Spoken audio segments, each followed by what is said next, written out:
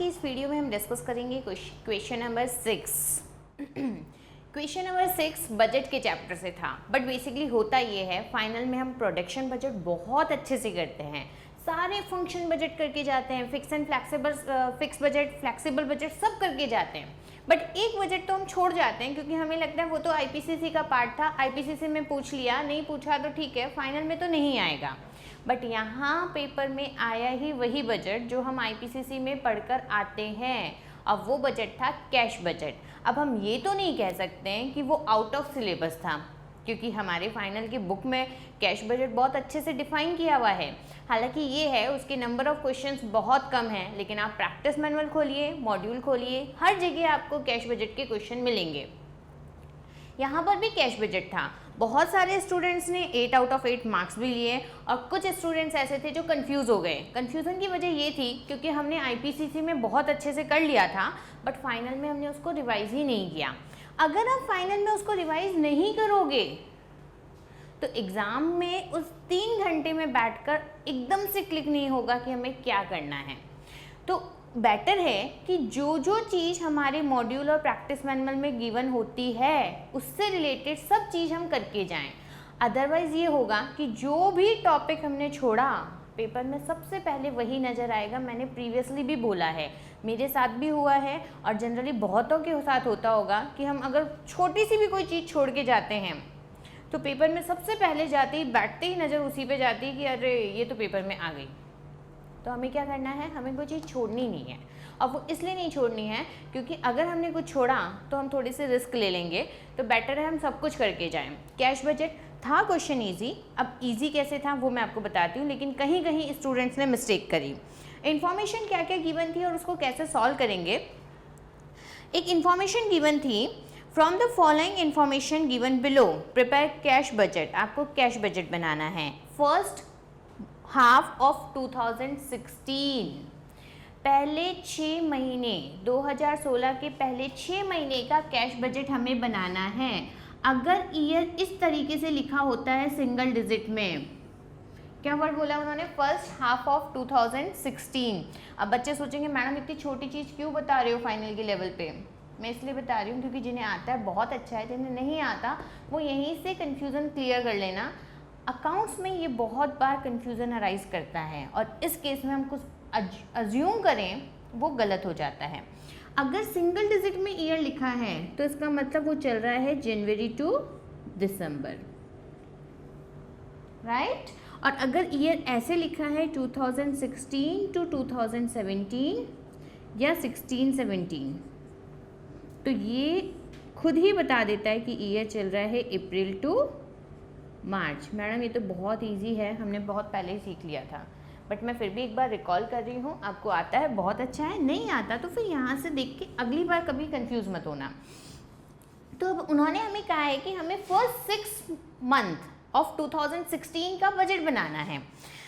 Assuming that cash cost remain unchange, जितनी भी cost होती है वो अनचेंज रहेगी। अनचेंज रहेगी मतलब हम जो प्रिडिक्ट कर रहे हैं वैसी ही होगी, हमारी प्रिडिक्शन के हिसाब से ही होगी, कोई ऊपर नीचे कॉस्ट नहीं होगी। सबसे पहली पॉइंट चीज उन्होंने बोली, sales are both cash and credit. Company sales दोनों तरीके से करती है, कैश में भी देती है और क्रेडिट में भी देती है। अब कितना कैश और कितना क्रेडिट है, तो उन्होंने एक वर्ड आगे लिखा था द लेटर मतलब उन्होंने जो नाम बोला तो उन्होंने बोला है company sales are both on cash and credit, sorry sales are both on credit and cash, credit भी है और कैश भी है। फिर उन्होंने बोला कि लेटर मतलब जो हमने बाद में बताया, बाद में क्या बताया उन्होंने, कैश सेल्स 1/3 है पहले वाले की। तो पहले वाले की 1/3 का मतलब क्या हुआ कि कैश सेल्स क्रेडिट सेल्स का 1/3 है। मैक्सिमम स्टूडेंट्स ने इस पॉइंट में मिस्टेक करी, और अगर आपने ये पॉइंट गलत किया तो आपकी कहाँ कहाँ गलती होगी। एक तो आपका कलेक्शन फ्रॉम डेटर्स गलत निकल जाएगा, एक आपका कैश सेल्स गलत निकलेगा, और अगर वो दोनों चीज़ गलत निकली तो नीचे कैश का बैलेंस तो गलत आएगा ही। क्लोजिंग बैलेंस हर महीने का गलत आया कैश का, तो ओपनिंग बैलेंस भी गलत होने वाला है। इसका मतलब इस पॉइंट की वजह से अगर आपने मिस्टेक करी तो 4 मार्क्स आपके सीधे सीधे कट जाएंगे आउट ऑफ 8। क्यों कटेंगे? क्योंकि मैंने रीज़न बताया ना, इसका इफेक्ट कहाँ कहाँ जाएगा। एक तो आपका कलेक्शन ही गलत हो जाएगा कैश डेटर से, एक आपकी कैश सेल्स की अमाउंट गलत जाएगी, वो दोनों गलत गई तो आपका क्लोजिंग बैलेंस ऑफ कैश भी गलत आएगा। और अगर सपोज मैंने जनवरी का क्लोजिंग बैलेंस निकाला वो गलत है तो ओपनिंग भी गलत आएगा, और इसके अकॉर्डिंग हर बार का ओपनिंग और क्लोजिंग कैश बैलेंस भी गलत होता जाएगा। तो बेटर है कि हम इस पॉइंट को अच्छे से समझें, क्योंकि ये आपके 4 मार्क्स कट करवा देगा क्वेश्चन में से। Got it? क्या लिखा है उन्होंने वर्ड बोला था sales are both on credit and cash. Sales दोनों होती है, क्रेडिट भी होती है और कैश भी होती है, राइट? बाद में उन्होंने कहा था द लेटर मतलब बाद में जो बोला है, बाद में क्या बोला उन्होंने, बाद में बोला कैश सेल्स किसका 1/3 होती है? क्रेडिट सेल्स का। मैक्सिमम स्टूडेंट्स ने क्या किया इसमें, उन्होंने टोटल सेल्स जो गिवन थी उसका 1/3 कर दिया।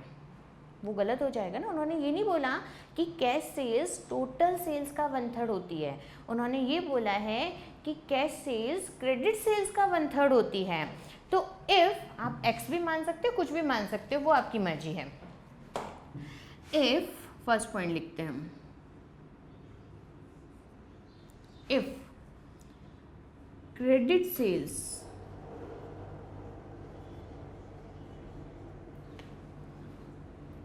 इक्वल टू 1,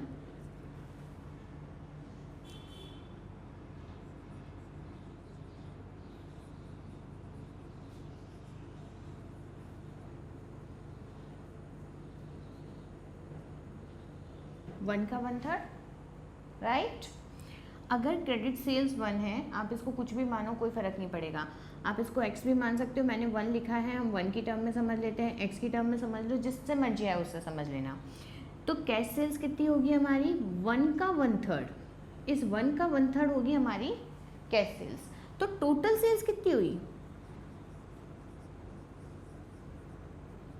1 प्लस 0.3333 लिख दो, ठीक है? क्रेडिट 1, कैश 0.3333, क्योंकि 1 का 1/3 कितना होगा? 0.3333 होगा। अब मैं काम करती हूँ, इन सब के आगे x लगा देती हूँ। मैंने पहले x इसलिए नहीं लिखा क्योंकि कई बार ऐसा होता है कुछ स्टूडेंट्स को तो x लिखते ही क्वेश्चन समझ आना बंद हो जाता है, तो हम यहाँ पे सबके आगे x लिख देते हैं। तो टोटल सेल्स कितनी हुई हमारी? 1.3333x। इसका मतलब जहाँ भी टोटल सेल्स गिवन है वो कितनी है हमारी? 1.3333x। Got it? जनवरी की सेल्स कितनी गिवन है?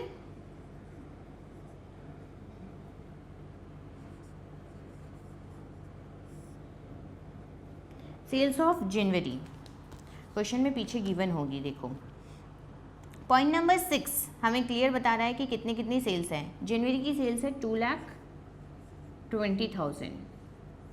तो क्या इसमें से कैश सेल्स निकालने के लिए मुझे इसका 1/3 करना चाहिए?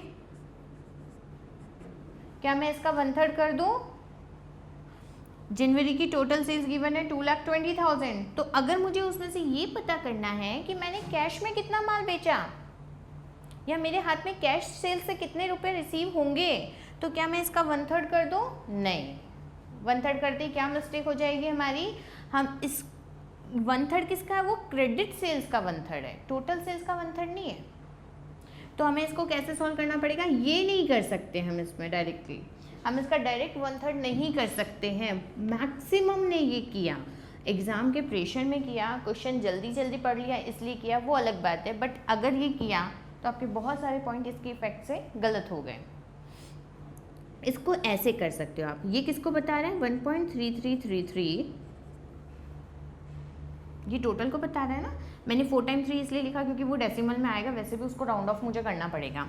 मल्टीप्लाई बाय 0.3333, ये थी टोटल सेल्स, और ये कौन सी है? Cash sales. Got it? X लगा दो, क्या फर्क पड़ रहा है दोनों तरफ। समझ आया?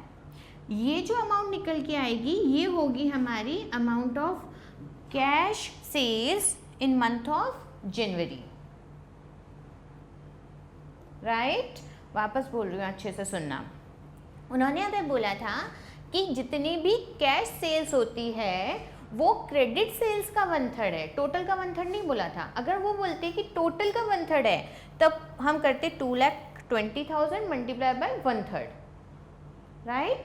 उन्होंने बोला जितनी भी कैश सेल्स है वो क्रेडिट का 1/3 है, तो अगर क्रेडिट है 1x तो कैश सेल्स कितनी होगी इस 1x का 1/3, यानी 0.3333x।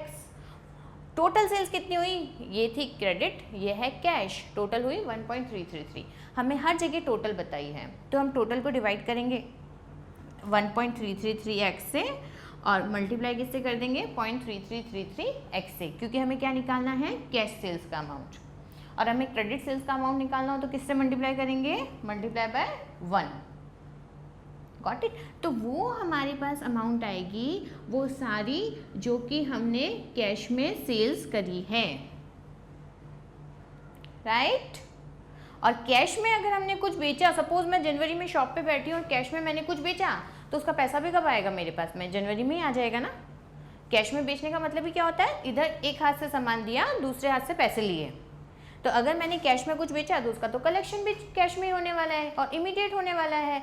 कितना अमाउंट आएगा यहाँ पर हमारा अमाउंट आएगा 2,20,000 divided by 1.3333 multiply by 0.33333 54,999 point कुछ समथिंग। तो उसको हम क्या लिख सकते हैं, हम उसको लिखेंगे 55,000। ये अमाउंट आएगा 54,999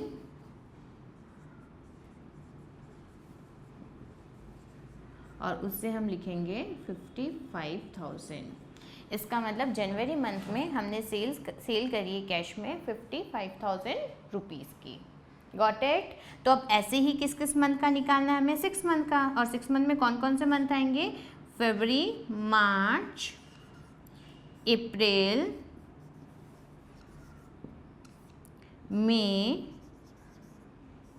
और लास्ट वन जून। जून ऊपर कर देते हैं हम, या साइड में कर देंगे, यहाँ कर देते हैं। फरवरी, मार्च, अप्रैल, मई, जून, 6 मंथ हो गए। फर्स्ट 6 मंथ का निकल जाएगा। कितनी कितनी सेल्स हमें हर की गिवन है वो हमें क्लियरली बताया है। इसकी है 1,40,000। तो अब हम फटाफट करेंगे, divided by 1.3333 into 0.3333। March 1,60,000, same concept पे होगा 150, 220 and last one 1,80,000। Got it. सब में सेम कॉन्सेप्ट लेना है और वो हमारी क्या निकल जाएगी, अमाउंट ऑफ कैश सेल्स। हमारी क्या निकलेगी, कैश सेल्स की अमाउंट निकल जाएगी, राइट। ये हमने लिखी सारी टोटल सेल्स की अमाउंट। अब हमें उसमें से निकालना है कैश एलिमेंट कितना है। सेम फर्स्ट मैंने समझाया, वापस मैं वही चीज़ हर बार रिपीट कर दूंगी, बट थोड़ा सा टाइम हम बचाते हैं हर जगह। अगर ये पॉइंट हमें ऊपर क्लियर हो गया, यहाँ क्लियर हो गया, तो सेम कैलकुलेशन हमें वापस करनी है। 1,40,000 डिवाइडेड बाय 1.33 इंटू 0.3333, थोड़ा सा डेसिमल में आएगा, उस डेसिमल को कंप्लीट में कन्वर्ट कर देना, तो ये होगा 35,000, राइट। नेक्स्ट वन होगा 40,000, 150 डिवाइडेड बाय 4, 37,500, 220 सेम आएगा जो ऊपर निकाला हमने, again 55,000 and last one 1,80,000 divided by 4, 45,000। अगर किसी स्टूडेंट को इस डेसिमल की वजह से प्रॉब्लम आ रही हो राउंडिंग ऑफ करने में, तो एक चीज़ मैं बोलती हूँ, सुनना अच्छे से। किसी को ऐसे समझ आ गया, ठीक है, कोई प्रॉब्लम नहीं है, मत करना। अगर किसी को फिर भी प्रॉब्लम आती है तो बेटर है कि, क्या बोला उन्होंने, ये 1/3 है। क्रेडिट सेल्स जितनी भी होगी उसका 1/3 क्या होगा, कैश सेल्स होगी। तो बेटर है 1/3, मतलब हमें किसी चीज़ को 1/3 करना है तो हम पूरा वेरिएबल ले लेते हैं। तो ये ले लेते हैं 3x। अब मैंने 3x कैसे लिया, क्योंकि मुझे उसका 1/3 करना है। तो अगर मैं किसी चीज़ को 3 हिस्से लूँगी और उसका 1/3 करूँगी तो बहुत ईजिली हो जाएगा। तो ये कितना हो जाएगा, 3x का 1/3 इक्वल टू 1x। तो टोटल सेल्स कितनी हो जाएगी, 3x प्लस 1x 4x। आप ऐसे भी कर सकते हो, सेम चीज़ है, कोई प्रॉब्लम नहीं है। इसमें मैंने 1 लिया इसलिए थोड़ा सा डेसिमल में आ रहा है, इसमें आप 3 ले लो। और 3 याद मतलब समझने में कंफ्यूजन हो कि मैम 3 लें 4 लें कब क्या लें, बेटर है 1 पे ही रहो। अगर हम इसको मानते हैं 3x तो ये हो जाएगा 1x, 3x plus 1x total sales होगी 4x। इसका मतलब हमारे पास जो भी चीज़ है वो 4x है, तो डिवाइड बाय 4 मल्टीप्लाई बाय 1 करो तो वो आ जाएगी हमारे पास में कैश सेल्स की अमाउंट। Got it. ये पॉइंट बहुत ज़रूरी था सही सही निकालना, क्योंकि अगर ये गलत निकला तो आगे बहुत सारी चीज़ें इससे रिलेटेड है और वो भी गलत हो जाएगी। समझ आया, हटा दूँ अब इसको। अब आगे क्या बोला उन्होंने, आगे उन्होंने क्रेडिट सेल्स के बारे में एक और चीज़ हमें बताई।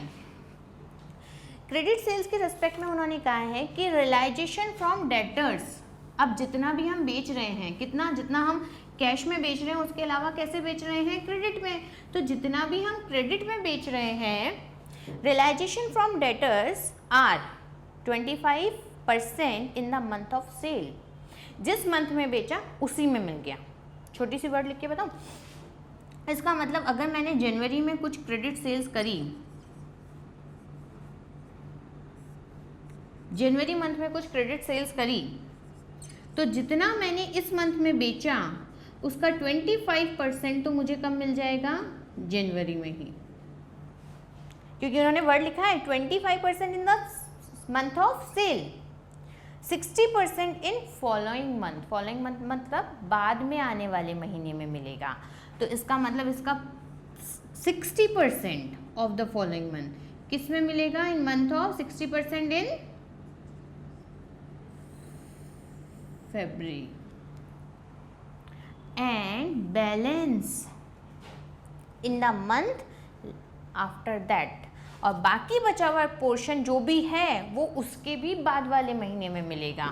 तो कितना बचा बाकी, 15% इन month of March. Got it. अगर आपने सपोज 1 जनवरी, 4 जनवरी, 5 जनवरी, 10 जनवरी, जितने महीने में भी सेल, जिस भी डेट को सेल करी, मंथ में ही कलेक्ट हो जाएगा। हो सकता है कुछ 10 दिन बाद पैसा दे दे, कुछ 15 दिन बाद दे दे, कुछ 20 दिन बाद दे दे हमको, बट कुछ 60% लोग ऐसे होंगे जो फैब में पैसा दे के जाएंगे और 15% ऐसे होंगे जो मार्च में पैसा दे के जाएंगे। तो हमें इसकी भी एक अलग से वर्किंग करनी पड़ेगी। अगर हमने जनवरी में क्रेडिट सेल्स करी जितनी भी, तो उसका 25% हमें जनवरी में ही रिसीव हो जाएगा, 60% हमें फरवरी में रिसीव होगा एंड बैलेंस 15% हमें इन मंथ ऑफ मार्च रिसीव होगा। किसका रिसीव होगा, क्रेडिट सेल्स का, राइट।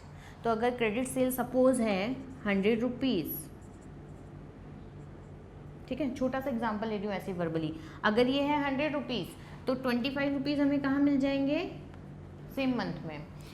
60 रुपीज़ हमें कहाँ रिसीव होंगे, नेक्स्ट मंथ में। और उसका 15% यानी 15 रुपये और कब रिसीव होंगे, उसके भी बाद वाले मंथ में। Got it. तो इसकी कैलकुलेशन भी हमें अलग से दिखानी पड़ेगी और इसकी कैलकुलेशन करने के कम से कम 2 नंबर तो आपको मिलेंगे ही इस क्रेडिटर की कैलकुलेशन के, क्योंकि ये बहुत सारी है इसमें वर्किंग, तो आपको वर्किंग के मार्क्स मिलेंगे ही उसके अलग से। आगे क्या बोला है वो पढ़ते हैं। Selling prices 25% over cost. जितनी भी कॉस्ट होती है उसका 25% ऊपर सेलिंग प्राइस जाती है। इसका मतलब इफ़ कॉस्ट इज़ 100 तो सेल्स प्राइस कितनी होगी, 125।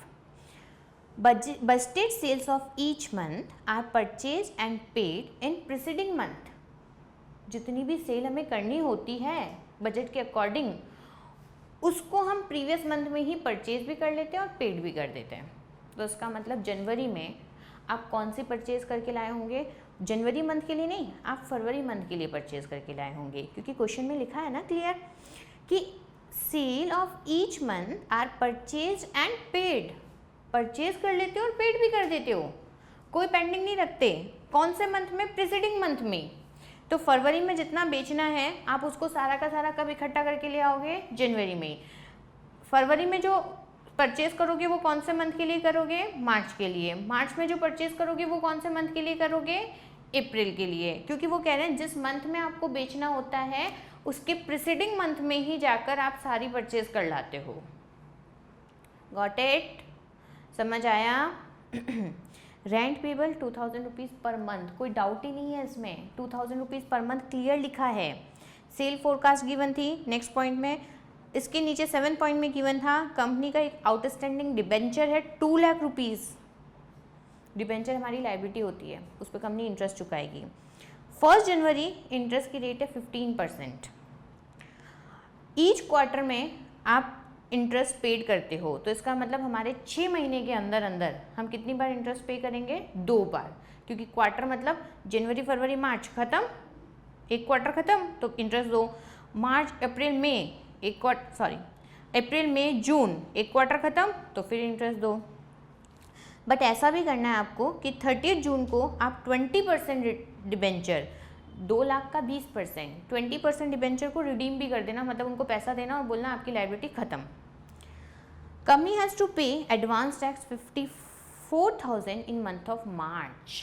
क्लियरली गिवन है कि कौन से मंथ में पे किया? मार्च में, तो हमें अपना कोई दिमाग नहीं लगाना है, हमें सीधा सीधा मार्च में पे करना है। एंटिसिपेटेड ऑफिस कॉस्ट वो भी हर मंथ की सेम गिवन है, तो हमें वही लिखनी है। ओपनिंग कैश बैलेंस उन्होंने हमें बताया है 10,000 रुपीज़ का, तो हमें क्या निकालना है? बाकी के 6 मंथ का बैलेंस बताना है। मैं कैश बजट बना के डाटा पुट करूं इससे पहले हम एक डेटर्स की वर्किंग कर लेते हैं, ठीक है, क्योंकि वो इंपॉर्टेंट है और मुझे वही सिखानी है आपको। बाकी कुछ चीज़ें तो ऐसी हैं जो आप वैसे भी समझ के लिख ही दोगे। फर्स्ट वर्किंग हमने की थी कैश सेल्स निकालने की। नेक्स्ट वर्किंग हम करते हैं क्रेडिट्स।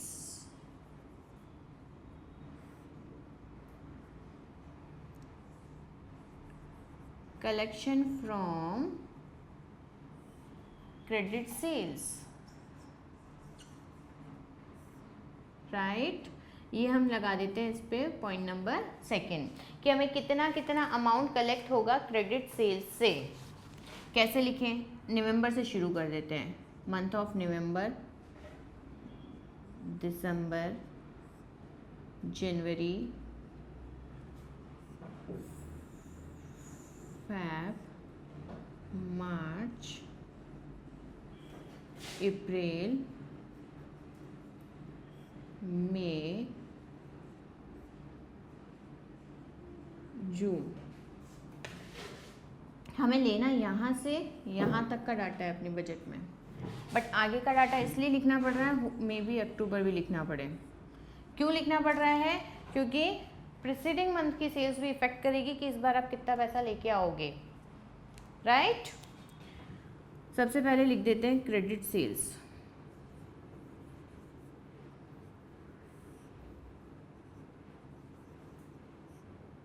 मैं 1/4 कर रही हूँ सारी सेल्स का, जो जो भी गिवन है उसका मैं सीधा सीधा 1/4 कर रही हूँ। 1,60,000 गिवन है अक्टूबर की, डिवाइडेड बाय 4 तो कितना आ जाएगा? 40,000। अब ये वर्किंग कहाँ से आई मैडम? ये वर्किंग आई कि 1,60,000 इसकी सेल है, डिवाइडेड बाय, या तो वो प्रीवियस जैसे निकाला वैसे कर दो, अदरवाइज ये कर दो। तो 40 हुई 1, तो 1,20,000। वापस बताओ, 40 मल्टीप्लाई बाय 3 करो, चाहे तो ऐसे लिख दो कि 40,000 मल्टीप्लाई बाय 3, कि 40,000 1 पोर्शन है इंटू 3, या फिर इसकी वजह सीधे ही 120 लिख देते हैं, 1,20,000। कैसे लिखेंगे ये? 1,60,000 divided by 4 into 3। 1,60,000 total sale है, वो 4 को रिप्रेजेंट कर रही है, और हमें कौन सा अमाउंट चाहिए? क्रेडिट का। और क्रेडिट कितना होता है उसमें से? 3 पोर्शन क्रेडिट का होता है, 1 पोर्शन कैश का होता है, राइट। नेक्स्ट है 1,80,000, 1,80,000 divided by 4, 45,000। Next one is 2 lakh, तो 2 lakh divided by 4, 50,000। Next January 220, sorry ये तो 4 डिवाइडेड, सॉरी 1,80,000 डिवाइडेड बाय 4। सबको 3 से मल्टीप्लाई करने के बजाय पूरा यहीं पे लिख दो, अदरवाइज आप वो 1 एलिमेंट लिख दो, मल्टीप्लाई बाय 3 कर दो तो वो आ जाएगा। उसको हटा के सीधा 3 से नीचे मल्टीप्लाई कराने की जगह मैं यहीं लिखती जाती हूँ। 1,80,000 डिवाइडेड बाय 4 इंटू 3, 135, क्योंकि वो एक वर्क और बढ़ा देगा तो बेटर है ऐसे ही कर दो। 2 लाख, 1,50,000, 55,000, 165, 1,40,000 डिवाइडेड बाय 4 इंटू 3, 1,05,000। मार्च की है 1,60,000 divided by 4 into 3, 1,20,000। April month 1,50,000 divided by 4 into 3, 1,12,500। In month of May 2 lakh divided by 4, 150।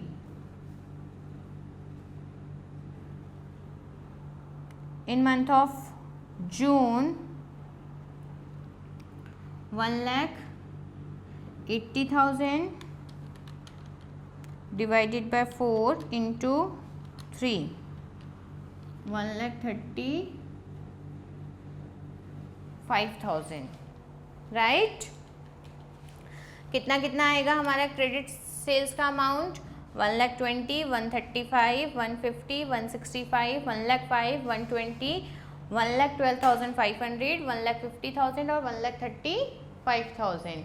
ये क्या है? ये मैंने डायरेक्टली डिवाइड बाय 4 इंटू 3 कर दिया। अगर आप यहाँ पे सिर्फ डिवाइड बाय 4 करके लिखते हो तो नीचे मल्टीप्लाई बाय 3 करके उसको लिख देना। कलेक्शन कितना कितना होगा? 25% इन सेम मंथ।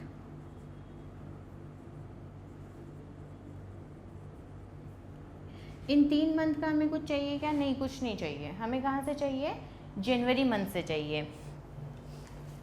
हमें कैलकुलेशन चाहिए कहाँ से? हमें कैलकुलेशन चाहिए मंथ ऑफ जनवरी से। तो मंथ ऑफ जनवरी से लिखना स्टार्ट कर देते हैं ना। कितना होगा मंथ ऑफ जनवरी का? 1,65,000 का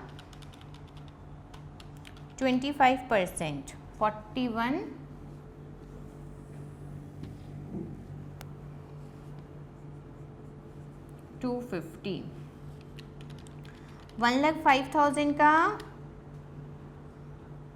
25%, अमाउंट 26,250। नेक्स्ट 1,20,000 का 25%, 30,000 rupees. 1,12,500 multiply by 25%, 28,125। 1,50,000 divided by multiply by 25%, 37,500। 135 multiply by 25%, 33,750। एक वर्किंग करके बताऊँ मैं आपको। सेम मंथ मतलब 165, उसका कितना परसेंट यही रिसीव हो जाएगा? 25%। तो वही किया मैंने। सेम मंथ में जितनी भी सेल करके आ रहे हो उसका 25% आपको उसी मंथ में रिसीव हो जाता है। 60% इन नेक्स्ट मंथ। 60% कब रिसीव होता है हमें? नेक्स्ट मंथ में। तो इसका मतलब जनवरी में किसका 60% मिलेगा हमें? दिसंबर मंथ की सेल का। जो हमने दिसंबर में सेल किया होगा उसका 60% कब मिलेगा हमें? जनवरी में। जो जनवरी में सेल किया उसका 25% तो मिल गया, लेकिन रिमेनिंग 60% कब मिलेगा हमें? फरवरी में। राइट? तो हमें कैसे कैलकुलेशन करनी पड़ेगी? यहाँ पे इसका और इसका हमें कोई मतलब नहीं है, बट इन डाटा का हमें ज़रूरत थी, इन डाटा की, इसलिए मैंने इनको यहाँ लिखा है। 1,50,000 या ऐसे लिख दो दिसंबर मल्टीप्लाई बाय 60%, और अच्छे से क्लियर होगा। दिसंबर मंथ की सेल उसका 60%, 1,50,000 इंटू 60%, 90,000 रुपीज़ मिलेंगे हमें। यहाँ किसका मिलेगा? जनवरी into 60%, 165 into 60%, 99,000। Got it? Next फरवरी मंथ की सेल का 60% मिलेगा, तो 1,05,000 into 60%, 63,000, 1,20,000 into 60%, 72,000, 1,12,500 into 60%, 67,500। Got it? And last 1,50,000, क्योंकि मई मंथ में किस में जाके मिलेगा? मई का जून में, इसका 60%, 90,000। और जून मंथ का किस में मिलेगा? मंथ ऑफ जुलाई में, वो हमारी वर्किंग में आएगा ही नहीं। फिर उन्होंने एक चीज़ और बोली थी हमें कि 15% इन लेटर मंथ, जो नेक्स्ट मंथ में मिलता है उसके भी बाद में मिलेगा इन द थर्ड मंथ। तो ऐसे लिख दो, जब आपने बेचा उसके तीसरे महीने में मिलेगा। ठीक है, सेम मंथ में मिल गया, ये नेक्स्ट मंथ में मिला, मतलब ये तो सेम में मिल गया, ये सेकंड मंथ में मिला और ये उसके भी थर्ड मंथ में मिलेगा। तो कौन सा मिलेगा इसमें हमको? इसमें हमको मिलेगा नवंबर में सेल किया हुआ थोड़ा सा हिस्सा। मतलब जनवरी में हम जब कलेक्शन करने जाएंगे ना, तो एक तो हम जनवरी वालों से खुद से 25% लेके आएंगे, एक दिसंबर वालों से 60% लेके आएंगे, फिर हमें एक चीज़ और याद होगी कि अरे नवंबर वालों से भी पैसा लेना है। कितना पैसा लेना है उनसे? हमें 15%। तो कौन से मंथ का आएगा यहाँ पे? नवंबर का 15%। कितनी है नवंबर की सेल? 1,35,000। उसका कितना परसेंट लेना है? 15%। 20250, 1,50,000। उसका कितना परसेंट? यानी मंथ ऑफ दिसंबर। मैं मंथ इसलिए लिख रही हूँ अमाउंट की जगह, ताकि आपको अमाउंट से कंफ्यूजन हो जाएगा। मंथ के नाम से आपको ये क्लियर हो जाएगा कि कौन सी चीज़ को लिया है मैंने। दिसंबर में जितना भी बेचा उसका 15%, तो 1,50,000 का 15%, 22,500, 22,500 रुपीज़, 20,250 रुपीज़। आगे करते जाएं सेम। 165 का 15%, 24,750, 1,05,000 multiply by 15%, 15,750, 1,20,000 multiply by 15%, 18,000, 1,12,500 into 15%, 16875। इसकी जब हम टोटल लगाएंगे तो ये हमारी टोटल होगी, टोटल अमाउंट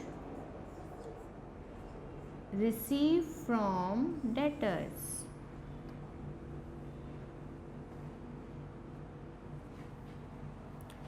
ये सब चीज़ें हमें क्या बताएगी कि हमें कितना कितना अमाउंट डेटर से रिसीव हुआ है।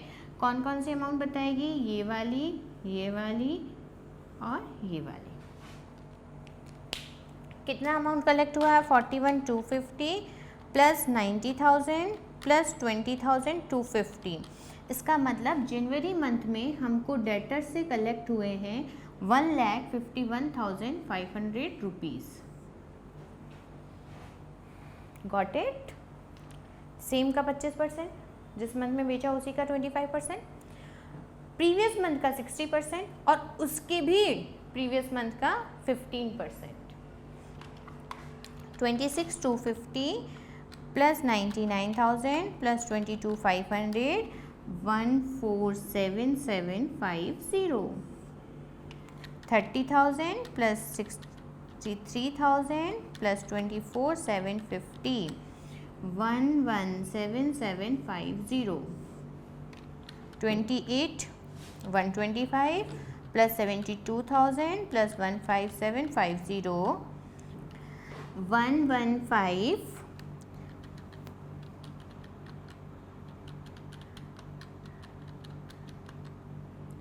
7 5, 37,500 plus 67,500 plus 18,000, it means 1,23,000 rupees हमें रिसीव होंगे इन month of May. 33,750 plus 90,000 plus 16,875, इसका मतलब कितने रुपीज़ रिसीव होंगे हमें इन month of June? 1,40,625. Got it? ये है अमाउंट रिसीव फ्रॉम डेटर्स. ये वर्किंग बहुत इम्पॉर्टेंट है इस क्वेश्चन के लिए, क्योंकि अगर आपने ये वर्किंग गलत कर दी तो आगे के बहुत सारे पॉइंट जो इससे कनेक्टेड हैं सब गलत होने वाले हैं. और ये वर्किंग अच्छी भी है, मतलब फाइनल के लेवल में एक यही पॉइंट ऐसा था जो हमको थोड़ा सा कंफ्यूज कर रहा था, या हमें कहीं कुछ निकालना था. बाकी पॉइंट्स तो वैसे ही सीधे सीधे हमें सब कुछ बता रहे हैं. कौन सी चीज़ और हमें निकालनी है इस क्वेश्चन, इसमें हमें निकालनी है, देखो डिबेंचर का पॉइंट हम उसी समय लिख सकते हैं. एक क्रेडिटर्स निकाल लेते हैं, अमाउंट पेड टू क्रेडिटर्स या कॉस्ट ऑफ परचेज. बाकी सब चीज़ें क्लियरली क्वेश्चन में गिवन है, ये समझ आ गया. अब मैं थर्ड वर्किंग आपको करके बताती हूँ और उसके बाद हम सीधा बजट में ही कैश बजट बनाएंगे और उसी के अंदर डाटा लिखेंगे.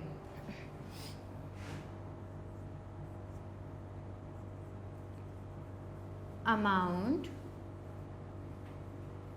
पेड टू क्रेडिटर्स, कितना अमाउंट हम पे करेंगे क्रेडिटर्स को. कैसे निकालें कितना अमाउंट हम क्रेडिटर्स को पे करेंगे? उन्होंने एक वर्ड लिखा था. आप क्वेश्चन का थर्ड पॉइंट अगर रीड करोगे तो उसमें लिखा हुआ है कि कंपनी की पॉलिसी है कि ceiling price 25% over cost. Cost से 25% ज़्यादा होती है सीलिंग प्राइस. इफ कॉस्ट ₹100 तो सेलिंग प्राइस कितनी होगी? 125, क्योंकि कंपनी कितना प्रॉफिट मार्जिन जोड़ रही है? 25%. हमें क्वेश्चन में कॉस्ट नहीं बताई बट हमें सेल्स बताई है, तो हम उसके अकॉर्डिंग कॉस्ट निकाल सकते हैं ना कॉस्ट. कैसे निकलेगी कॉस्ट हमारी? 1 मिनट.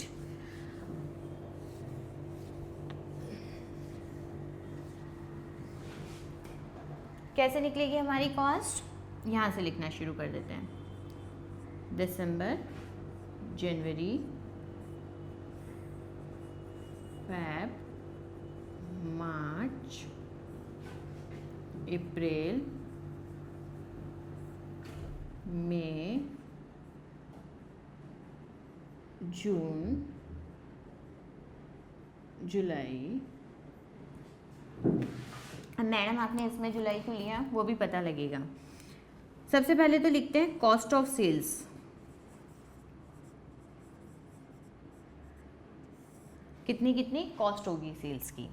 दिसंबर मंथ में हमारी सेल थी 2 लाख रुपीज़. वो किसको रिप्रेजेंट कर रहा है? 112 125 को इंटू 100, तो वो क्या आ जाएगी दिसंबर मंथ की कॉस्ट. जनवरी में हमारी सेल्स थी 2,20,000 डिवाइडेड बाय 125 इंटू 100. फैब में 1,40,000 डिवाइडेड बाय 125 इंटू 100. फैब 1,40,000, मैं फैब से स्टार्ट करती हूँ क्योंकि इसका और इसका डाटा हमारे काम नहीं आने वाला कि इसकी कितनी कॉस्ट थी. 1,40,000 divided by 125 into 100, 112,000. In month of March 160,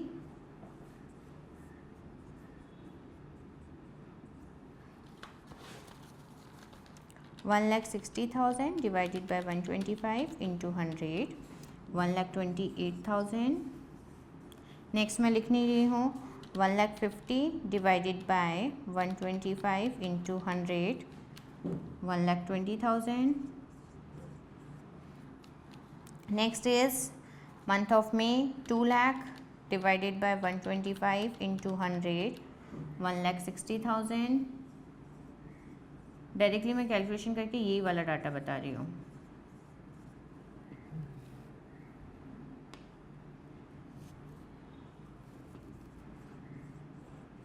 in month of June 1,80,000 divided by 125 into 100, 144, 3 times 0, and last 1,20,000 divided by 125 into 100 is 96,000 rupees।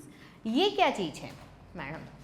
ये है कि हर मंथ आप जितनी भी सेल कर रहे हो उसकी कॉस्ट कितनी होती है, वो हमें क्या चीज़ बता रही है? ये वाली लाइन हमें बता रही है कि हम जितनी भी सेल्स कर रहे हैं उसकी कॉस्ट कितनी है।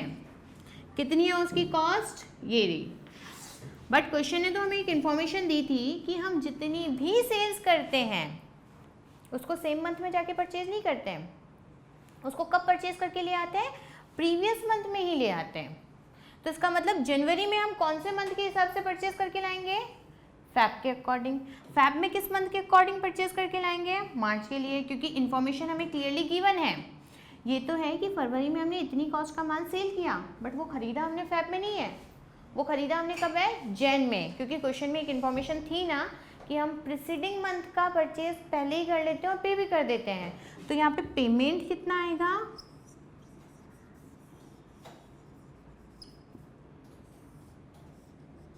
कितना पेमेंट आएगा? ये वाला पेमेंट आएगा जनवरी में 112। ये वाला आएगा फैब में। मैडम ऐसा क्यों हो रहा है? क्योंकि क्वेश्चन ने कहा है कि आप जितना भी आपको माल बेचना होता है वो उससे पहले मंथ में ही परचेज करके ले आते हो। Purchase and paid in preceding month. ये वाला आएगा मार्च में। सेम। तो ये क्या होगा हमारा? ये डाटा हमारे काम में आएगा payment to creditors. Got it? अब हमको बनाना है लास्ट, क्योंकि बाकी सब चीज़ें हमने लिख ली, तो हमको लास्ट कौन सी वर्किंग बनानी है? Cash budget of 6 month. 6 महीने का कैश बजट हमें बनाना है। कैसे बनाएंगे कैश बजट के लिए? पहले तो हम फॉर्मेट बनाएंगे, कॉलम बनाएंगे और फिर उसमें डाटा फिल करते जाएंगे। सारी वर्किंग हमने कर ली थी, ठीक है। क्या क्या निकाला था? कैश में कितनी सेल हुई, डेटर से कितना कलेक्शन होगा, और लास्ट पॉइंट क्रेडिटर्स को कितना पेमेंट करना है। उसके बाद तो बजट का ये फॉर्मेट होता है कैश बजट का, जिसमें हमें डाटा को फिल करना है। ए हमें बताएगा टोटल रसीद, बी हमें बताएगा total payment, and A minus B करेंगे तो वो आएगा हमारे पास में क्लोजिंग बैलेंस। मैंने स्टार्टिंग में आपको कहा था कि अगर कलेक्शन गलत निकाला तो बहुत सारी जगह मार्क्स कटेंगे। क्यों? एक तो कैश सेल्स गलत निकल जाएगी, कलेक्शन गलत निकल जाएगा, टोटल ऑफ ए गलत आएगी, फिर टोटल ऑफ बी गलत आएगी, और फिर क्लोजिंग बैलेंस भी गलत हो जाएगा। तो क्या गलत होने वाला है हमारा? ओपनिंग बैलेंस भी। तो अगर आपने वो चीज़ गलत करी तो आपके 4 मार्क्स कट हैं क्वेश्चन में से। Got it? उसकी वर्किंग के भी स्पेसिफिक मार्क्स थे। मैम इतनी बड़ी वर्किंग करेंगे तो आपको नंबर भी मिल रहे हैं उस वर्किंग के। ओपनिंग बैलेंस 10,000 रुपीज़ हमें क्वेश्चन में गिवन था, राइट? तो हमारे हाथ में पैसा किस किस जगह से आ रहा है? एक तो आ रहा है कैश सेल से, और एक आ रहा है कलेक्शन फ्रॉम डेटर्स या कलेक्शन फ्रॉम क्रेडिट सेल्स। हमने जो भी क्रेडिट सेल्स करी उससे पैसा मिल रहा है, या डेटर्स से कलेक्शन हो रहा है। कुछ भी लिख दीजिए, जैसा आपको समझ आए, जैसी आपकी चॉइस हो। अब मैं वापस डाटा वहाँ कैलकुलेट नहीं करूँगी, हमने कर रखा है ना, तो उस वर्किंग से यहीं पे लिखना ही तो है आपको। प्रीवियसली हमने सारी वर्किंग करी है, तो मैं उसी से आपको डाटा यहाँ पे लिख रही हूँ। हमारा अमाउंट था 55,000 रुपीज़, देन 35,000। वर्किंग में देखिएगा, वर्किंग हमने सब करी है, तो वापस से वर्किंग नहीं करनी। इतना टाइम नहीं है हमारे पास में पेपर में भी कि हम वापस उसको शो करें। 37,500, then 50,000, and last one is 40, 5,000। ठीक है, ये वर्किंग हमने करी है, वहाँ से डाटा देख लीजिएगा। कलेक्शन फ्रॉम डेटर्स ये भी हमने करा है। आप एक काम कर सकते हो, अगर आपको फिर भी लगता है तो यहाँ लिख दो वर्किंग नोट नंबर, और वो भी नहीं लिखोगे ना तो भी चलेगा। कॉपी चेकर अपने आप उस चीज़ को तो मेंशन कर लेता है कि आप ये कहाँ से लाए हो। ये कितना कितना था हमारा, ये था हमारा 151,500, देन 147,750, 117,750, 115,875, 123 and 1,40,625। ये क्यों नहीं लिखा, क्योंकि ये तब पता लगेगा जब हमारे पास में क्लोजिंग बैलेंस आएगा, राइट। यहाँ क्या क्या लिख सकती हूँ मैं, यहाँ मैं लिख सकती हूँ एक तो पेड टू क्रेडिटर्स, क्रेडिटर्स को कितना पैसा दिया, निकाला था ना थर्ड वर्किंग में हमने कि कितना हम खरीद के लाए, उसके हिसाब से कितना हमने क्रेडिटर्स को पे किया, निकाला था। तो उसके हिसाब से हम लिख सकते हैं कि कितना हमें पेमेंट करना था और कितना हमने किया है। ये अमाउंट थी 112,500।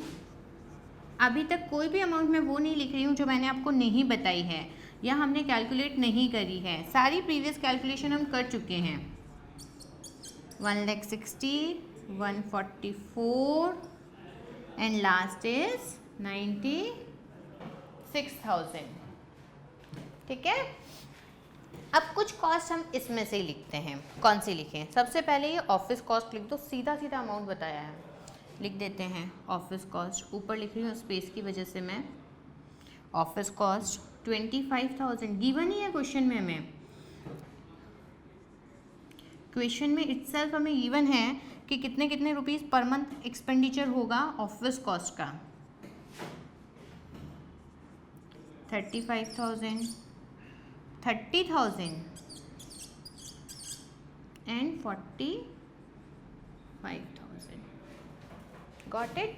ये कहाँ से लिखा, ये क्वेश्चन खुद ही गिवन है साफ साफ। एक चीज़ और थी इसी से ऊपर कि कंपनी हैज़ टू पे advance tax 54,000 in month of March. Advance tax कौन से मंथ में पे कर रहे हैं हम, इन मंथ ऑफ मार्च। तो मार्च में लिख दिया हमने, उसका अमाउंट भी गिवन है, मंथ भी खुद ही बताया है हमें, तो हमें यहाँ पर भी कोई एक्स्ट्रा नहीं करना। मैंने इसकी वर्किंग नहीं की क्योंकि खुद ही गिवन है, इसकी भी नहीं की क्योंकि हमें कुछ निकालना ही नहीं है। इसकी और इसकी हम प्रीवियस ही वर्किंग कर चुके हैं। अगर किसी और की वर्किंग हमें ज़रूरत हुई तो हम और कर देंगे। ठीक है, एक चीज़ हमें और पता थी कि हमारा रेंट लग रहा है, कितने रुपीज़ रेंट लग रहा था हमारा रेंट था 5th पॉइंट में, rent payable is 2,000 rupees per month. Rent paid 2,000 rupees per month है ना, लिखते जो मंथली। अब क्या वर्किंग की ज़रूरत है इसकी, नहीं, इसकी वर्किंग की ज़रूरत नहीं है, तो मत करो इसकी वर्किंग।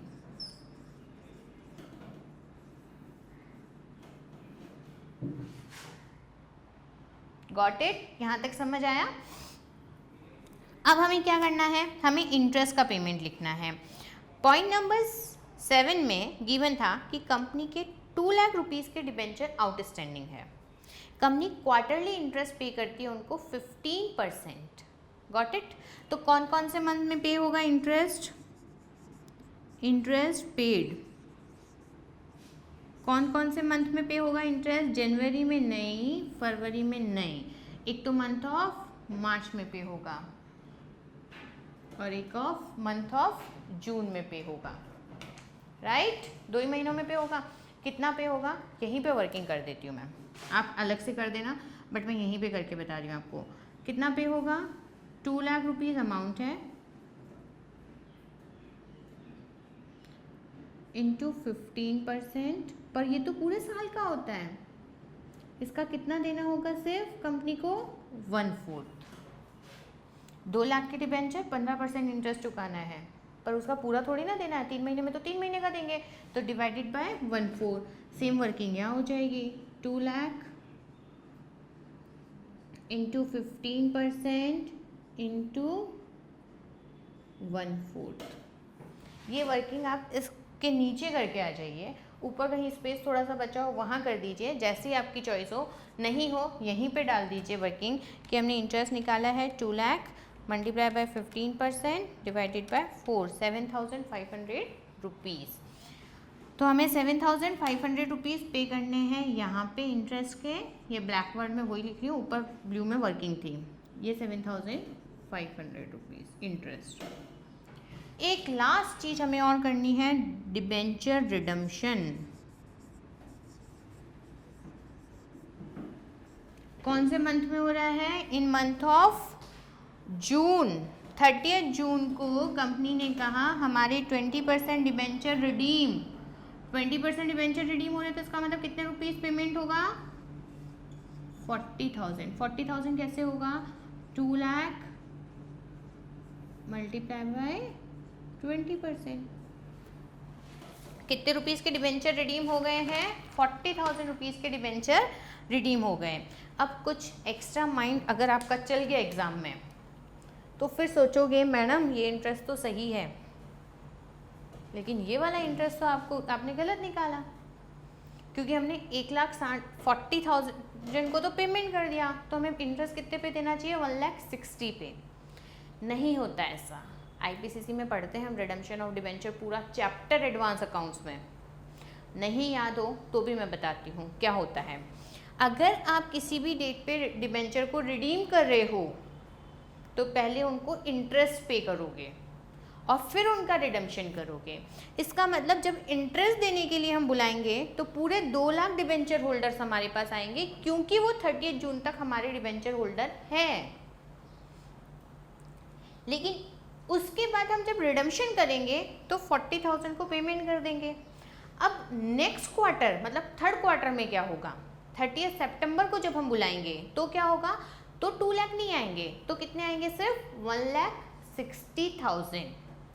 Got it? तो अगर कंफ्यूजन हो भी रहा हो तो डिबेंचर में हमेशा एक वर्ड याद रखना कि डिबेंचर होल्डर्स को पैसा देने से पहले उनके इंटरेस्ट का सेटलमेंट किया जाता है। उनका जितना भी ड्यू इंटरेस्ट है पहले वो उन्हें दिया जाता है, फिर उनको पेमेंट किया जाता है।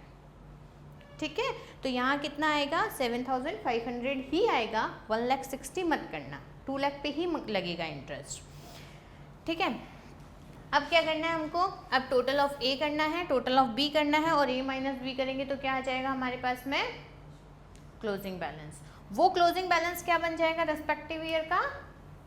नेक्स्ट पीरियड का क्या बनता जाएगा? वो ओपनिंग। कैसे बनेगा ओपनिंग? वो 10,000 प्लस 55,000 प्लस 1,515,000 2,16,500। ये है total of A. Total of B कितनी आएगी? 25,000 1,12,500 प्लस 2,000 1,39,500। ए माइनस बी करेंगे तो 77,000 रुपीज़ होगा हमारा closing balance. A minus B अगर हम करेंगे तो यहाँ पर आएगा 77,000 closing balance. 77 right. 10,000 plus 55,000 plus 1,515,000 2,16,500। Then creditors, amount of creditors I think मैंने गलत लिखी है। वर्किंग के अकॉर्डिंग अगर हम अमाउंट ऑफ क्रेडिटर्स चेक करें तो वो 1 2 एक बार चेक कर लेते हैं अमाउंट ऑफ क्रेडिटर्स कितनी आ रही है। 1,12,000 128 120 160 144 96। पूरा प्रॉपर उस वर्किंग में से देख के लिखना। वो यहाँ पे है 1,12,000 रुपीज़। 25,000 प्लस 112,000 प्लस 2,139, ये 500 आएगा, 77,500। ठीक है, ये प्रॉपर वर्किंग में से देख के लिखना, याद हो मत लिखना, मेरी तरह मिस्टेक हो जाएगी कि हाँ हमें याद है डाटा। 77,500 ये कहाँ आ गया, यहाँ से जो क्लोजिंग आया वो हमारा नेक्स्ट मंथ का ओपनिंग बैलेंस हो गया। सेम इसी तरीके से हम डाटा लिखते जाएंगे कि ओपनिंग कितना है और क्लोजिंग कितना है। पूरी वर्किंग मैंने आपको नीचे फॉर्मेट में गिवन है, मतलब क्लियर एग्जाम में कैसे प्रेजेंटेशन करनी है वो शीट गिवन है, तो उसमें मैंने पूरी वर्किंग दिखाई है आपको। अगर आपको यहाँ से समझ नहीं आता है मुझे कॉल करिए, पूछ लीजिएगा। अगर आपको उसकी सॉफ्ट कॉपी चाहिए प्लीज़ अपना मेल आईडी सेंड करिए, मैं आपको पूरी उसकी सॉफ्ट कॉपी भेज दूँगी। ये मैंने इसलिए एक्सप्लेन किया कि वर्किंग कहाँ से आ रही है, बाकी वहाँ पर मैंने बताया है कि कितने कितने रुपीज़ आ रहे हैं। इसका ओपनिंग क्लोजिंग बनता जाएगा और सारी वर्किंग नीचे आपको गिवन है। तो इसके जस्ट नीचे आप अगर देखेंगे तो आपको सारी वर्किंग मिलेगी कि कौन कितना कितना ओपनिंग और क्लोजिंग आ रहा था। ये सब चीज़ें इंपॉर्टेंट है हमारे लिए। ये इसकी वर्किंग हमें नहीं करनी है, इसकी वर्किंग हमें नहीं करनी है, क्योंकि ये डायरेक्टली क्वेश्चन में है। इनकी इसकी ये हमने निकाल दिया और वो भी हमने वहीं पे शो कर दिया। गॉट इट, समझ आया? ये हमारा था कैश बजट। ठीक है, तो कैश बजट कैसे सॉल्व होता है ये हमें पता लग गया। नेक्स्ट टाइम कैश बजट का कोई क्वेश्चन आए तो उसमें मिस्टेक नहीं होनी चाहिए, क्योंकि वहाँ हमें 2 ही पॉइंट होते हैं, एक तो कलेक्शन ऑफ डेटर्स में कंफ्यूज करेंगे वो, या फिर पेमेंट टू क्रेडिटर्स में। इन 2 ही पॉइंट पे कैश बजट में मैक्सिमम क्वेश्चन ऐसे होते हैं जहाँ पर कंफ्यूजन अराइज होता है। तो इन पॉइंट्स को अच्छे से क्वेश्चन में रीड करना कि क्या पूछा है और फिर उसका आंसर प्रोवाइड कर देना। Got it?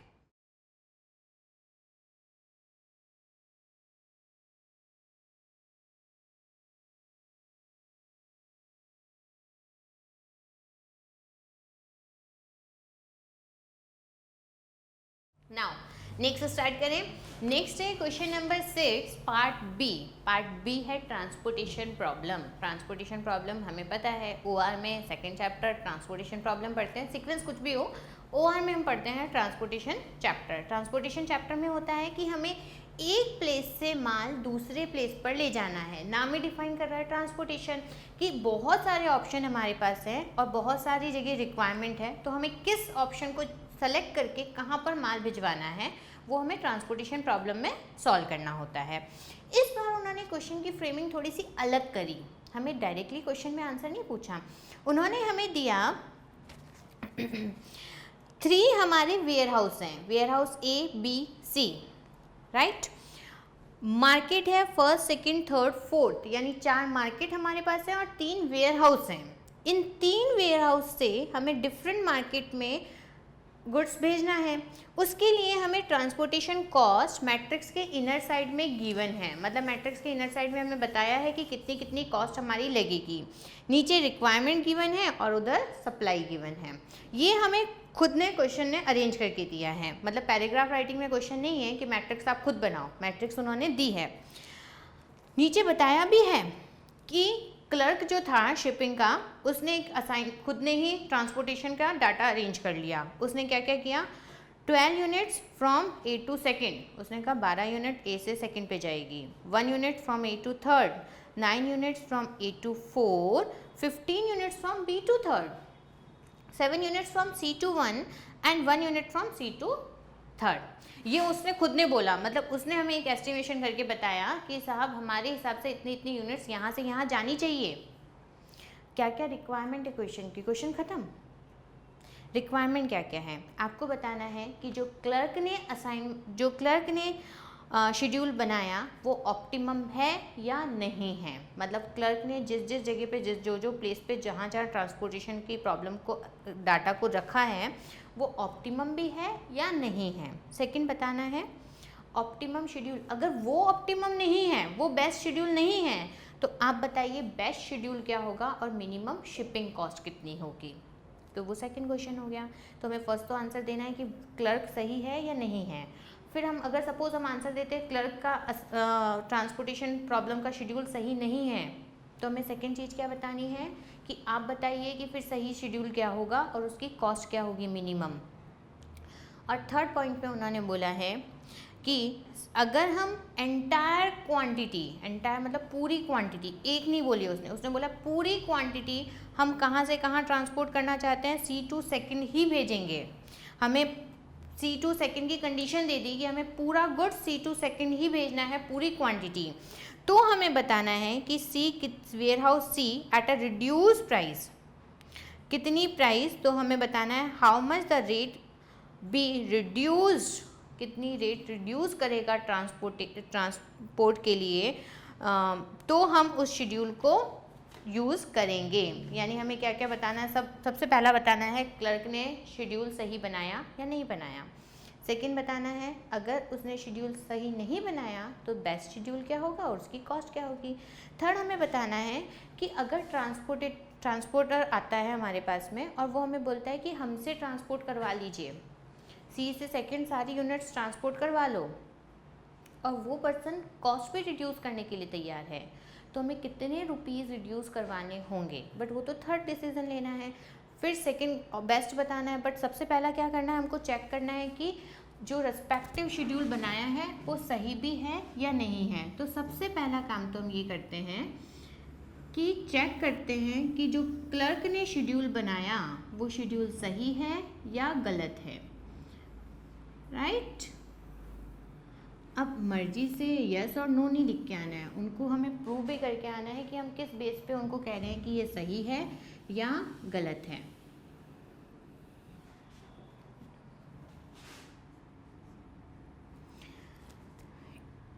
A, B, C, first, second, third, fourth, 5, 4, 4,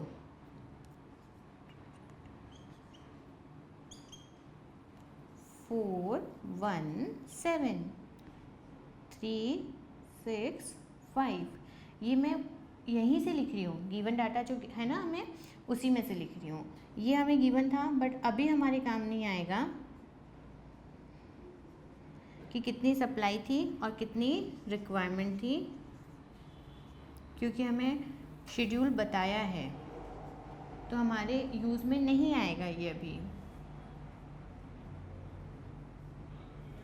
right. हमारे अभी यूज़ में नहीं आएगा क्योंकि हमें शेड्यूल खुद ही बता दिया है। अब हम इसमें लिखना शुरू करते हैं। 12 units from A to second, clerk ने क्या बोला कि 12 यूनिट्स मुझे कहाँ से कहाँ भिजवानी है, A to सेकेंड, तो यहाँ पे लिख दो 12। जो क्लर्क ने बोला वही कर रहे हैं हम, अपने हिसाब से कुछ नहीं कर रहे हैं। 12 units from A to second, तो A to सेकेंड पे 12 यूनिट्स। ये इनर साइड डाटा बताते हैं कॉस्ट, कितने रुपीज़ कॉस्ट लगेगी ट्रांसपोर्टेशन की। फिर उसने सेकेंड बोला 1 unit from A to third, 1 unit from A to third. Next 9 units from A to 4, 9 units from A to 4, तो यहाँ कितना लिख दूँ 9, राइट।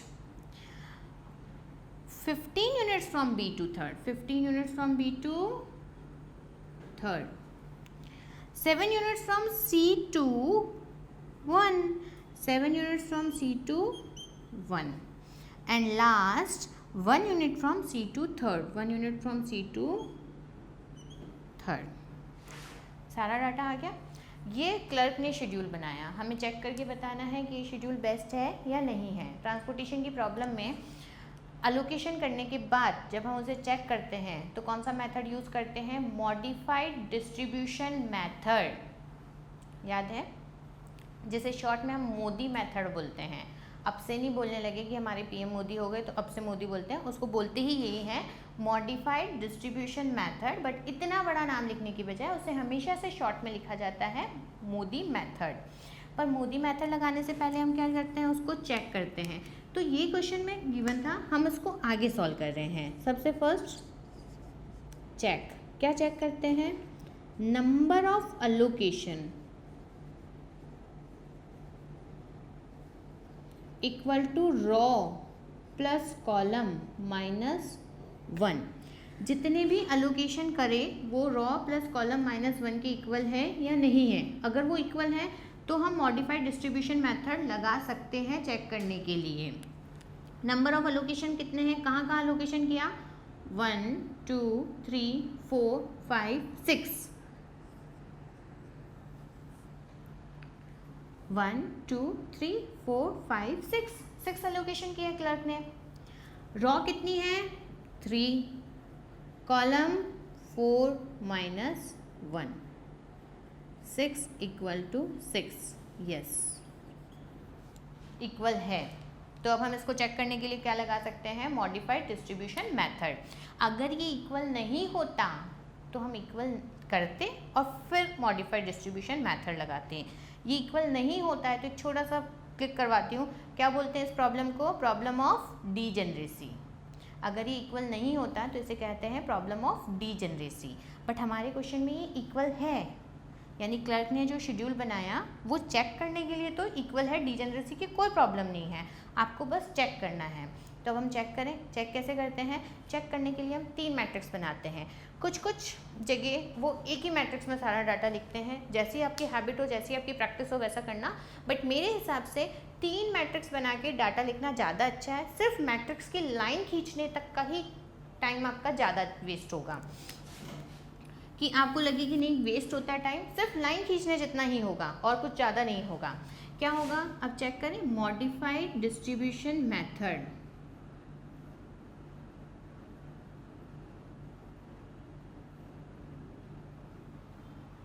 तीन मैट्रिक्स मैं इसमें बनाऊंगी, फर्स्ट, सेकेंड,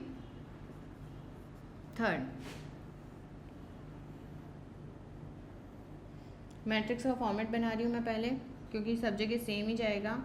वही 4 कॉलम्स और 3 रॉज बनानी है हमें।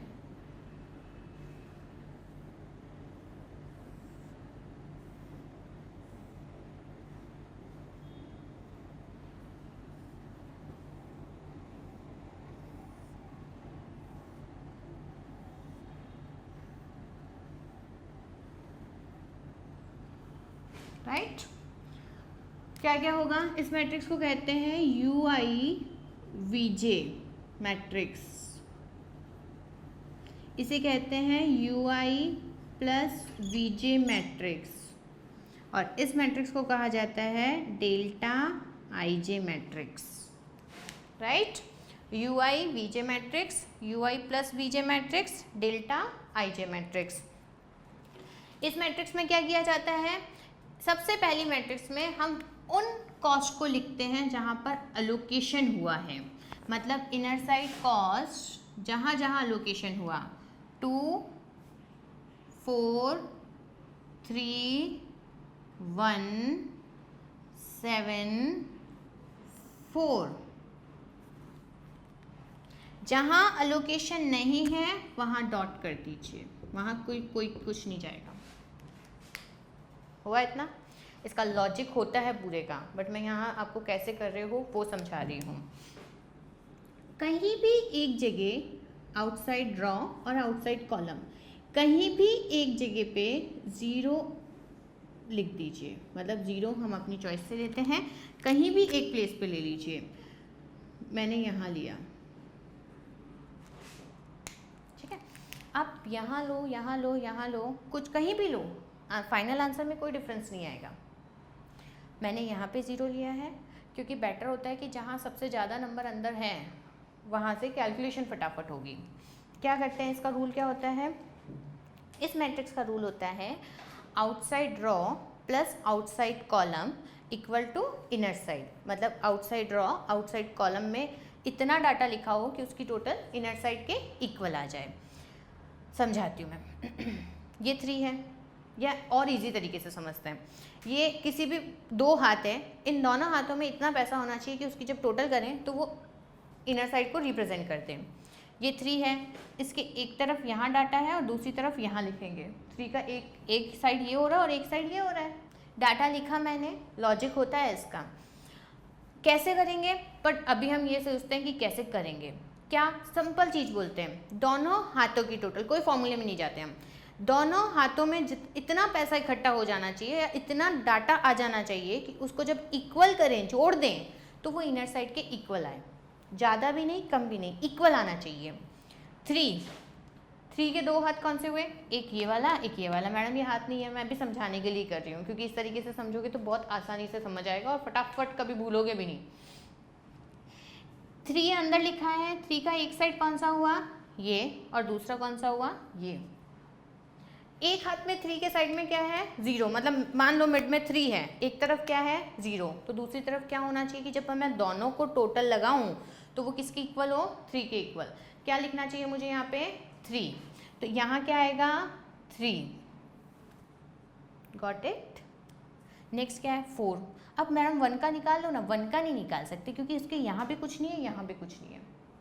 1 का नहीं निकाल सकते क्योंकि इधर भी कुछ नहीं है, इधर भी कुछ नहीं है। 4 पे जाते हैं, 4 के इधर कितना है 0, तो उसका जस्ट दूसरे बाहर वाला पोर्शन कौन सा है, सेकेंड पोर्शन ये वाला। यहाँ और यहाँ इतना डाटा होना चाहिए कि उसकी जब मैं टोटल लगाऊं तो वो 4 के इक्वल हो। तो क्या लिखूं यहाँ पे 4। 2 के एक तरफ क्या है 0, दूसरी तरफ कुछ नहीं है, बट इतना होना चाहिए कि जब मैं इन दोनों की टोटल लगाऊं तो वो किसके इक्वल हो जाए, 2 के। तो कितना आएगा यहाँ पे 2, ठीक है। यहाँ डॉट है, डॉट को नहीं कंसीडर करते हैं। अब हमारे पास में कुछ और जगह पे भी आ गया डाटा। कहाँ आया है ये 1 के एक साइड में कितना लिखा हुआ है 4, पॉजिटिव 4। दूसरे साइड में मैं क्या लिखूं कि उन दोनों को जब मैं टोटल लगाऊं तो 1 हो।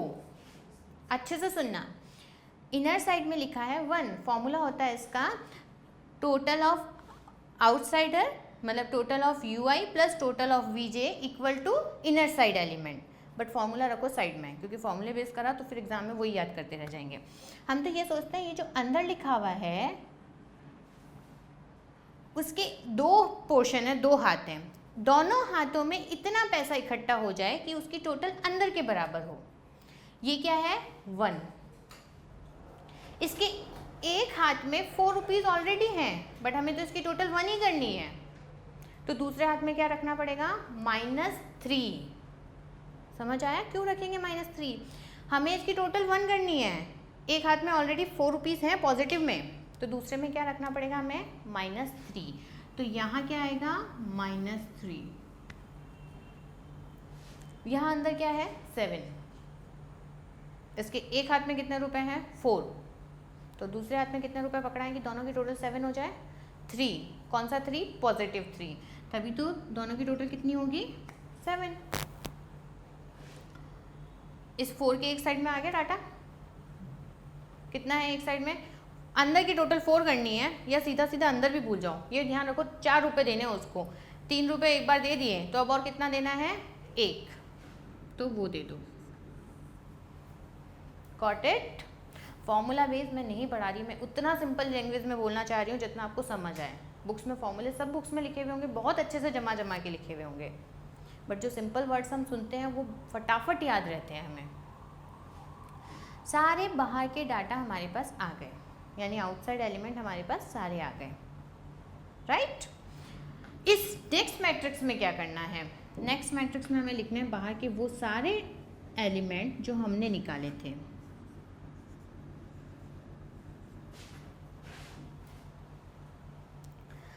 इस बार क्या करना है, इस बार जहाँ जहाँ प्रीवियस कैलकुलेशन थी वहाँ कर दो डॉट, यानी ये सब डॉट होंगे, लॉजिक होता है इसका पूरा, बट मैं आपको इस पोर्शन में सिर्फ वो बताऊंगी क्योंकि वो बहुत डेप्थ में डिटेल में चला जाएगा और इतना टाइम आपके पास नहीं होगा अभी पेपर सॉल्व करते वक्त। ठीक है, पेपर सॉल्व करते वक्त हम इतना डिटेल में नहीं जा सकते कि हम पूरा चैप्टर का किसी चैप्टर का कॉन्सेप्ट समझ लें। जहाँ जहाँ प्रीवियस एलिमेंट थे वहाँ मैंने कर दिया डॉट। सेम चीज़ करनी है बट इस बार अंदर बता देना कितने रुपए आएंगे, सेम जो ऊपर सीखा वो का वो ही नीचे करना है, बट इस बार क्या करना है हमको, दोनों हाथों में पैसे पता है, अंदर का डाटा बताना है। पहले हमें क्या पता था, अंदर का पता था, बाहर का बताना था, इस बार हमें बाहर का पता है, अंदर का बताना है। यहाँ खड़े होते हैं, एक तरफ कितना है 0, और एक तरफ कितना है 1, तो इनर साइड में क्या आ जाएगा, एक हाथ में 1 है, एक हाथ में 0 है, तो यहाँ क्या आ जाएगा 1। Got it? एक तरफ 1 है, दूसरी तरफ -3 है, दोनों को ऐड करेंगे तो क्या आएगा -2। 2 मत लिखना, सिर्फ -2। यहाँ खड़े हुए, एक तरफ -3 है, दूसरी तरफ 2 है, अंदर क्या आएगा -1। इस पोजीशन पे खड़े हुए, एक तरफ 3 है, दूसरी तरफ 2 है, दोनों पॉजिटिव भी हैं, तो यहाँ क्या आएगा 5। यहाँ क्या आएगा, इस पोजीशन पे खड़े हुए अगर हम यहाँ खड़े हैं इस पोजीशन पे, तो इसके इधर कितना है -3 और इधर कितना है 3, एक हाथ में -3 है, एक हाथ में +3 है, तो यहाँ कितना आएगा 0 एंड यहाँ क्या आएगा 6। Got it? हमारी ये पूरी होगी UI प्लस VJ की वर्किंग। लास्ट वर्किंग हमें क्या करनी है, डेल्टा IJ। डेल्टा IJ का मतलब होता है ओरिजिनल मैट्रिक्स। ओरिजिनल मैट्रिक्स मतलब जहाँ आपने अलोकेशन किया था, minus matrix of UI plus VJ। Transportation में करते हैं ना, याद होगा इतना, तो original matrix minus matrix of UI plus VJ। क्या करेंगे, जहाँ प्रीवियसली डॉट था अगेन डॉट लगा दो, वहाँ हमें डाटा नहीं निकालना है। डेल्टा वर्ड बताता है डिफरेंस को, कि डिफरेंस कितना है। ओरिजिनल मैट्रिक्स, ओरिजिनल ये रही, minus matrix of UI plus VJ। करना शुरू करें। ये चीज़ ये बता देगा कि जहाँ आपने अलोकेशन नहीं किया वहाँ अगर अलोकेशन करोगे तो कॉस्ट कम होगी या ज़्यादा हो जाएगी। सबसे पहला ओरिजिनल 5 माइनस 1 कितना आएगा 4। यहाँ 5 है ना, 5 माइनस 1 कितना आ जाएगा 4। 4 माइनस -2 लिखूँ यहाँ पे, 4 माइनस -2, दो नेगेटिव मिलके क्या बना देते हैं, एक पॉजिटिव। रूल होता है ना मैथ्स का, दो नेगेटिव अगर मिल रहे हैं नेगेटिव तो वो क्या हो जाएगा पॉजिटिव। तो यहाँ क्या आएगा 6। नेक्स्ट 8 माइनस -1, अगेन 8 माइनस -1 तो वो क्या हो जाएगा 9। 6 minus 5 1।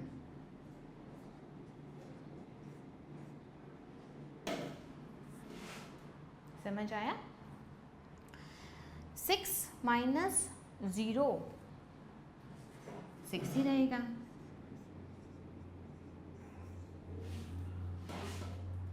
And 5 minus 6 -1।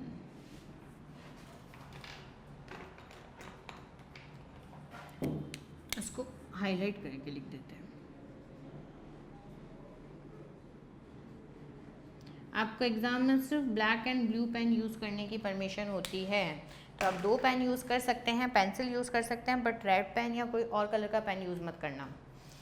-1 delta IJ का हर एलिमेंट हमें बताता है कि जहाँ आपने अलोकेशन नहीं किया, जिस प्लेस पर आपने अलोकेशन नहीं किया है, अगर इफ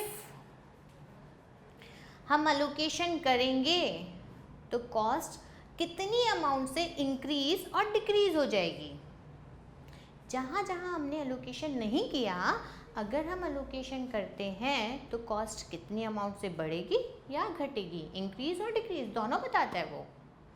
जो भी पॉजिटिव आ रहे हैं इसमें वो बताते हैं कॉस्ट इंक्रीज होगी, बट अगर कोई भी नेगेटिव आ जाए तो वो बताता है कि इतने रुपीस से कॉस्ट डिक्रीज हो जाएगी अगर कंपनी ने C to फोर्थ कोई अलोकेशन किया, मतलब जो कंपनी का क्लर्क था उसने C से फोर्थ पे कोई अलोकेशन नहीं करवाया, मतलब कुछ गुड्स नहीं भिजवाया।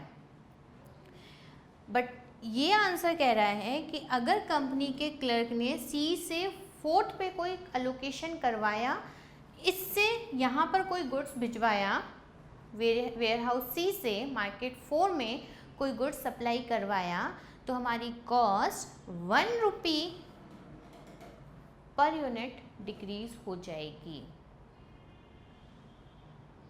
Got it? समझ आया इतना? तो अब हम क्या कहेंगे, इसके आने के बाद क्या कह सकते हो आप कि क्लर्क ने जो शेड्यूल निकाला वो सही था? कह सकते हो कि क्लर्क ने जो शेड्यूल निकाला वो ऑप्टिमम शेड्यूल है। ऑप्टिमम मतलब बेस्ट शेड्यूल है? नहीं, क्लर्क ने हमें जो शेड्यूल बना के दिया वो बेस्ट तो नहीं है। क्यों बेस्ट नहीं है वो? क्योंकि उसका जो फाइनल आंसर है वो बता रहा है कि एक प्लेस ऐसा है जहाँ कॉस्ट कम हो सकती है, एक जगह ऐसी है जहाँ पर क्या हो जाएगी, कॉस्ट कम हो जाएगी। कितने रुपीस से कम हो जाएगी? -1। 1 रुपये कम करवाएगा वो जितनी भी यूनिट्स आप भेजोगे वहाँ से। Got it? इतना समझ आया? तो इसके बाद हमारा कमेंट क्या होना चाहिए? सबसे पहली चीज़ हमें जब फर्स्ट पॉइंट में बोला चेक करो, ये एक चीज़ करनी है हमको, ये तीनों मैट्रिक्स बनानी है। ऐसे नहीं कि रैंडमली उठा के मर्जी से लिख दिया कि क्लर्क का शेड्यूल बेस्ट शेड्यूल नहीं बनाया क्लर्क ने या कुछ भी। हमें यहाँ ये तीनों मैट्रिक्स बनानी है। डेल्टा आई जे आने के बाद हमें अपना फाइनल आंसर प्रोवाइड करना है कि हमारे डेल्टा आई जे में नेगेटिव एलिमेंट अपेयर हो रहा है। क्या कमेंट लिखेंगे हम? हमारा कमेंट होगा one of delta I J is negative, so schedule is not a optimum schedule. Clerk ने जो शेड्यूल हमें प्रोवाइड किया है वो ऑप्टिमम शेड्यूल नहीं है, बेस्ट शेड्यूल नहीं है। और सेकेंड पॉइंट में क्या बोला था उन्होंने कि अगर वो बेस्ट शेड्यूल नहीं है तो हमें क्या प्रोवाइड करना था? अपना बेस्ट शेड्यूल। ऑप्टिमम शेड्यूल हमें देना था कि क्या होगा अगर वो बेस्ट शेड्यूल नहीं है, तो ऑप्टिमम शेड्यूल क्या होगा, बेस्ट शेड्यूल क्या होगा। यहाँ तक समझ आया? मैं इसी से कंटिन्यू करूँगी बेस्ट शेड्यूल निकालना। तो यहाँ तक समझ आया ना कि ये शेड्यूल तो अच्छा सही नहीं है, तो हमें क्या करना है, इसी में चेंज करना है। एक हिंट और दूंगी मैं, बट बेटर है कि आप इसी के आगे कंटिन्यू करो, अदरवाइज़ एक फ्रेश अलोकेशन करके ही भी वापस सॉल्व कर सकते हो। बहुत सारों ने ये पॉलिसी फॉलो भी करी होगी कि इस शेड्यूल को छोड़कर एक फ्रेश शेड्यूल स्टार्ट किया होगा और वहीं से शुरू कर दिया होगा, बट अब इसके आगे से ही करूँगी मैं। क्या होगा वहाँ, ये तो बेस्ट नहीं था, तो अब हम बेस्ट कैसे बताएं? इधर आ जाए, इस वाली मैट्रिक्स पे आ जाते हैं वापस। क्या करेंगे इस मैट्रिक्स में हम?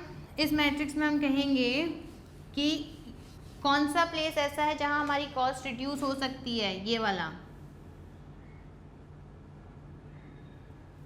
ये वाली पोजीशन ऐसी है, मतलब C to 4 ऐसी जगह है जहाँ हमारी कॉस्ट कम हो सकती है अगर हमने कुछ ट्रांसपोर्टेशन किया तो। अगर डेल्टा आई जे में कोई भी एलिमेंट नेगेटिव आता है तो रीअलोकेशन का रूल क्या होता है? Select maximum negative number, but एक ही है यहाँ पे तो हमने वही ले लिया। मेक अ लूप, वहाँ से हमें क्या बनाना पड़ता है? लूप। और वो कौन सा लूप होना चाहिए? Dependent loop. लूप बनाने का रूल क्या होता है? Line of rule should be horizontal और वर्टिकल, नॉट डायगोनल। तो हम यहाँ से लूप बनाना शुरू करते हैं। लूप की लाइन हॉरिजेंटल चल सकती है, वर्टिकल चल सकती है, बट डायगोनल कभी नहीं चलेगी। टर्न कहाँ से होती है? जहाँ सिर्फ अलोकेशन होता है, तो इधर से टर्न कर सकते हैं हम क्योंकि ये अलोकेशन है। अगेन ऊपर से टर्न किया क्योंकि अलोकेशन था, नीचे आ गए क्योंकि अलोकेशन है। ये ट्रांसपोर्टेशन के बेसिक पढ़ते वक्त ही पढ़ लिया होगा चैप्टर में, रूल्स पे बनता है ना, लूप बनाने का स्पेसिफिक रूल है, फिर उसमें लूप बनाना सिखाते हैं। तो लूप बनता है नेगेटिव से। डेल्टा आई जे में अगर नेगेटिव आता है तो अपने एलोकेशन को वापस चेंज करने के लिए लूप बनाओ। लूप बनता है, लूप की लाइन हॉरिजेंटल और वर्टिकल होती है, डायगोनल नहीं होती है। लूप की लाइन टर्न करती है उसी प्लेस से जहाँ अलोकेशन होता है और कंप्लीट हो जाना चाहिए लूप। इस लूप को कहा जाता है डिपेंडेंट लूप। Got it? थोड़ा सा फास्ट लग रहा होगा अगर आपने ट्रांसपोर्टेशन का चैप्टर पढ़ा ही नहीं। तो प्लीज़ ये पेपर सॉल्व हो रहा है, बेसिक जब चैप्टर पढ़ते हैं उसमें पूरा डिस्कशन करते हैं, तो उसमें पूरे रूल्स होते हैं, लूप कैसे बनता है। अगर आपने ट्रांसपोर्टेशन लास्ट अटेम्प्ट में नहीं पढ़ा ढंग से, प्लीज़ पढ़ के जाइए, क्योंकि वो इतना हार्ड नहीं है कि आप नहीं समझ पाओगे। यहाँ क्या लगेगा, प्लस, फिर एक और रूल होता है, give plus minus sign on each corner of loop, plus minus plus minus.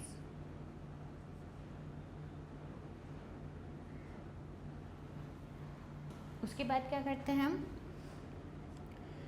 जो नेगेटिव हैं, मतलब जो नेगेटिव कॉर्नर आ रहे हैं, कौन कौन से नेगेटिव कॉर्नर, एक तो ये वाला और एक ये वाला, उनसे पूछते हैं आपके पास कितनी क्वांटिटी अवेलेबल है। कितनी क्वांटिटी है, 1 और 9। तो जो भी नेगेटिव कॉर्नर होते हैं उनमें जितनी भी क्वांटिटी अलोकेट होती है उसमें से मिनिमम क्वांटिटी को सेलेक्ट करते हैं। तो मिनिमम क्वांटिटी कितनी हुई, 1, राइट। और उस मिनिमम क्वांटिटी को रेस्पेक्टिव साइन के हिसाब से ऐड और लेस कर एक नया अलोकेशन हमारे पास आ जाता है। जहाँ लूप का कोई कॉर्नर नहीं है, यानी ये कह दूँ जहाँ प्लस माइनस का साइन असाइन नहीं हुआ है, उस पर आप कोई चेंज नहीं करोगे, वो सेम कॉपी होगा नेक्स्ट मैट्रिक्स में भी। तो अगर मैं यहाँ पर अलोकेशन लिखूँ,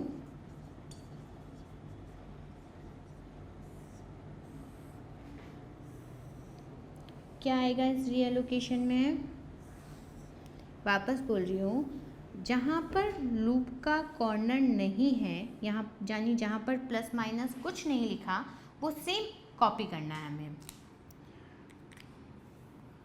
5 4 4 2 8 6 4 1 7 3 6 5।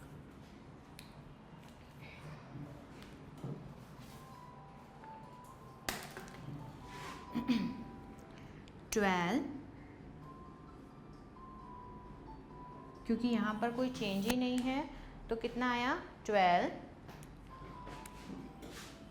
7, क्योंकि कोई चेंज नहीं है यहाँ पे, 12 कोई साइन नहीं है ना यहाँ पे, ऐसे कैसे आएगा, देन 7, फिर इस 15 पे भी कोई प्लस माइनस नहीं है तो इसको भी हमें ऐसे लिखना है।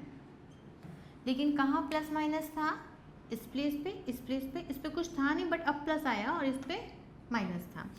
इस साइन के अकॉर्डिंग ही हम क्वांटिटी को ऐड और लेस करते जाएंगे हर कॉर्नर पे। यहाँ कितना आ जाएगा, 9, साइन किसका लगा हुआ है, माइनस का, और नीचे क्वांटिटी क्या सेलेक्ट करी थी हमने, 1, तो यहाँ कितना आ जाएगा, 8, 9 माइनस 1।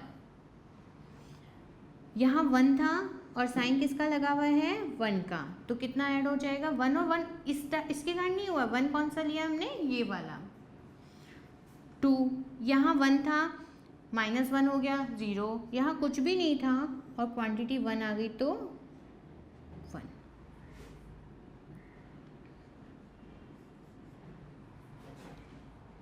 ठीक है, बट हम कैसे कह दें कि ये बेस्ट है, हमने जो असाइनमेंट अलोकेशन किया, हमने जो डाटा अलोकेट किए हैं वो बेस्ट है, हम कैसे बता दें, तो क्या करना पड़ेगा हमको, वापस चेक करना पड़ेगा। मैडम बहुत बड़ा क्वेश्चन हो गया, ये तो बड़ा नहीं हुआ। अगर आपको ये आता है, ट्रांसपोर्टेशन का मेथड पता है, तो आप ये इजीली कर पाओगे। कैसे करेंगे, वापस सेम चीज़ हमें फॉलो करनी पड़ेगी। और कैसे पता लगेगा कि हम सही कर रहे हैं, अगर इस बार डेल्टा IJ में एक भी एलिमेंट नेगेटिव नहीं आया तो हम 100% कह सकते हैं कि हमारा आंसर बेस्ट है। सेम मैट्रिक्स वापस बनती है ना, और मैट्रिक्स बनाने से पहले, मतलब मॉडिफाइड डिस्ट्रीब्यूशन मेथड लगाने से पहले क्या चेक करना पड़ता है हमको, कि हमारे number of allocation equal to row plus column -1 equal है या नहीं, जो पहले चेक किया था ना, तो कर लें इस बार भी। 1 2 3 4 5 6 अलोकेशन कितने हैं, 6, रॉ कितनी है वो नहीं चेंज होने वाली, रॉ 3 कॉलम 4 -1, तो कितना आया वो भी 6 इक्वल है, तो हम नेक्स्ट मेथड लगा सकते हैं। चलो नेक्स्ट मैट्रिक्स बनाते हैं। नेक्स्ट मैट्रिक्स अगेन मैं तीनों मैट्रिक्स बना देती हूँ पहले, फिर उसमें डाटा लिखते जाएंगे।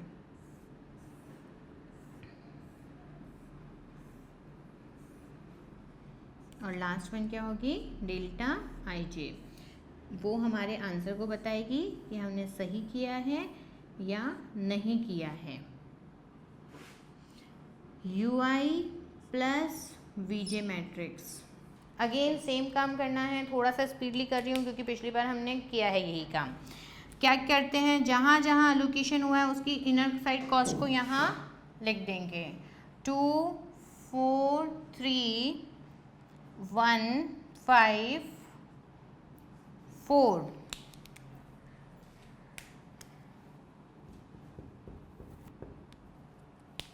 आउटसाइड में कहीं भी एक जगह 0, कहीं भी लिख दो, आपकी चॉइस है, ठीक है। सेम रूल, बुक के किसी डेफिनेशन रूल पे नहीं जाना हमको कॉस्टिंग समझनी है। इनर साइड के डाटा गिवन है, इस बार बाहर का निकालना है। दोनों हाथों में इतना पैसा होना चाहिए कि जब उनको जोड़ूं तो वो अंदर के इक्वल हो जाए।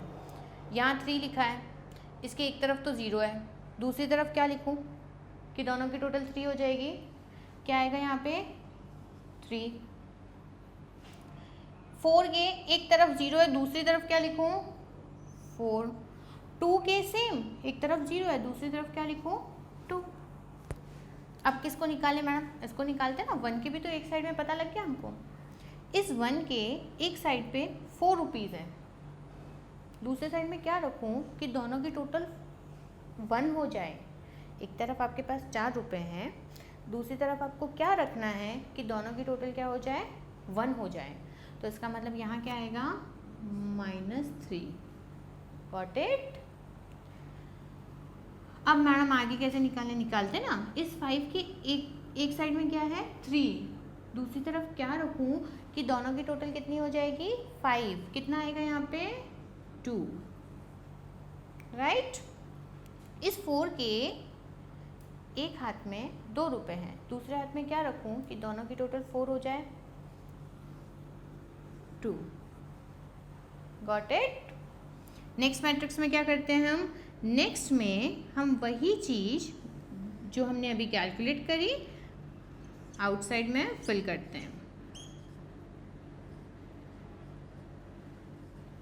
बट इस बार इनर साइड में जो प्रीवियस कैलकुलेट हैं, मतलब जो प्रीवियसली हमें बताए थे उनको नहीं लिखेंगे। इस बार हम उनको लिखेंगे जो प्रीवियस मैट्रिक्स में नहीं थे। सेम काम करना है, अंदर लिखते जाना है। सेम काम करके हमको क्या करना है, अंदर लिखते जाना है। 1 -3 अंदर लिखते हैं। यहाँ पे 0 + 2 तो कितना आ जाएगा 2। उधर चले जाओ और इधर -3 + 2 दोनों को ऐड करेंगे तो -1। यहाँ खड़े हुए -3 + 2 -1, 2 + 2 4, ऐड ही करना है ना। वापस देखो 0 2 अंदर 2 आ गया, -3 + 2 तो -1 ही होगा ऐड करने पे, -3 + 2 तो -1 होगा, 2 2 4 4 2 6 और यहाँ क्या आएगा 0, क्योंकि 3 पॉजिटिव भी है और 3 नेगेटिव भी है, दोनों को अगर जोड़ोगे तो कुछ नहीं होगा 0। Got it. अगेन क्या करना है, ओरिजिनल मैट्रिक्स, बट अब की बार ये ओरिजिनल नहीं रहेगी।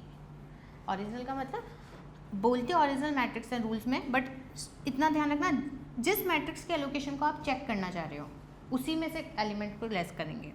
Original matrix minus matrix of UI + VJ।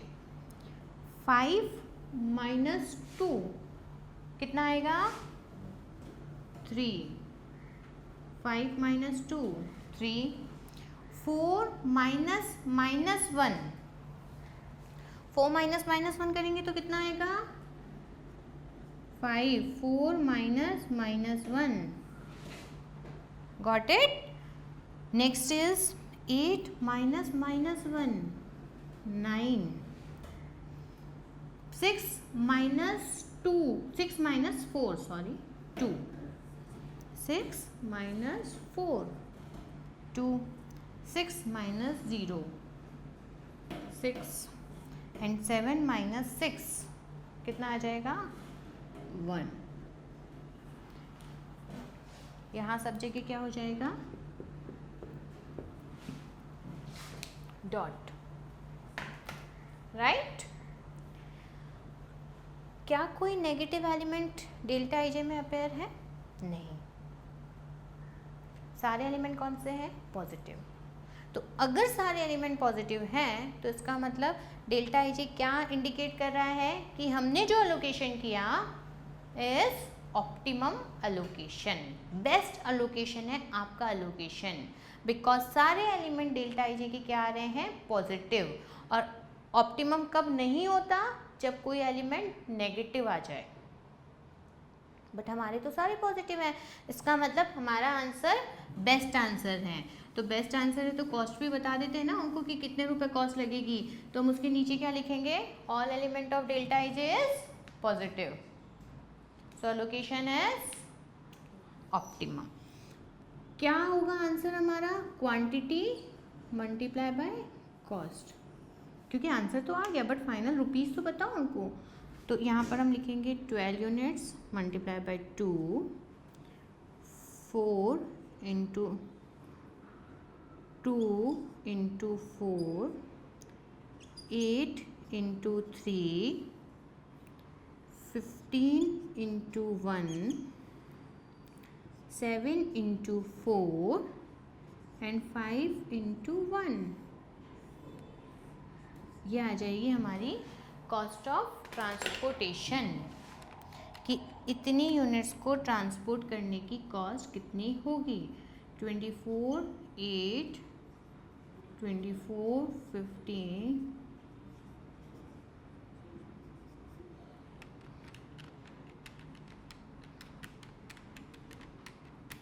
104, आपके मिनिमम 104 रुपीज़ खर्च होंगे ट्रांसपोर्टेशन के लिए, गॉट इट। तो ये सेकंड आंसर है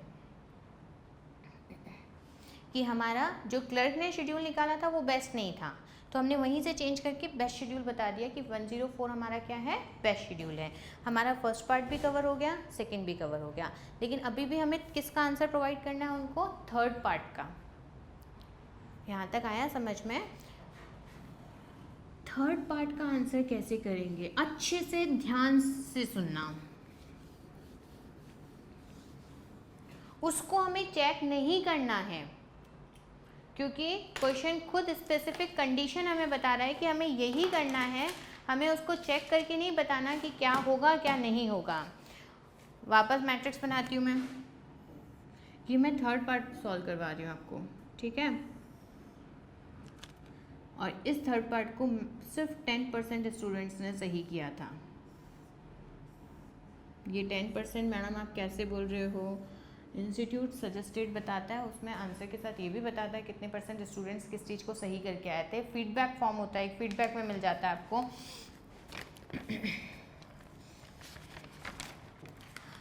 थर्ड पार्ट कॉस्ट लिखते हैं सबसे पहले तो हम, कितनी कॉस्ट है 5, 4, 4, 2, 8, 6, 4, 1, 7, 3, 6, 5, सप्लाई थी 22, 15 एंड 8 और 7, 12, 17 और 9, ये थी हमारी requirement. A, B, C, first, second, third, fourth. Point number C में एक स्पेसिफिक कंडीशन गिवन थी कि हमें सी से फोर्थ पे सारी क्वांटिटी सप्लाई करवानी है, सी टू सेकेंड, फोर्थ नहीं, सी टू सेकेंड पूरी सप्लाई करवानी है, पूरी मतलब सी टू सेकेंड, ये तो हमें पता लग गया ये वाला है। जितनी भी क्वांटिटी सप्लाई कर सकते हो सब इससे करवाओ, क्योंकि ये तैयार है कि मैं कॉस्ट रिड्यूस कर दूंगा। कितनी क्वांटिटी सप्लाई होगी यहाँ पे? सी वेयर हाउस कितनी सप्लाई कर सकता है? 8, और मार्केट सेकंड कितनी डिमांड कर रहा है? 12। कितना पॉसिबल है? 8, तो हमने 8 इसको दे दिया, 8 ही पॉसिबल है ना।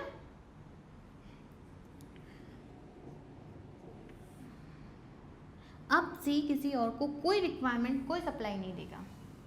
शेड कर दो उसको हल्का हल्का, पेंसिल से शेड कर दो चाहे, पर शेड कर लेना चाहिए। और यहाँ अपडेट कर दे, आउटसाइड की क्वांटिटी अपडेट कर देते हैं। ये अपडेट मैंने क्यों करी? क्योंकि अभी भी मार्केट सेकंड को 4 यूनिट्स की रिक्वायरमेंट है।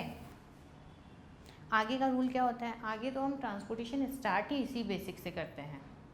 वो जो हमने अभी तक पार्ट किए थे वो तो चेक करने के किए थे, क्योंकि ये चीज़ हमें क्लर्क ने करके दे दी थी।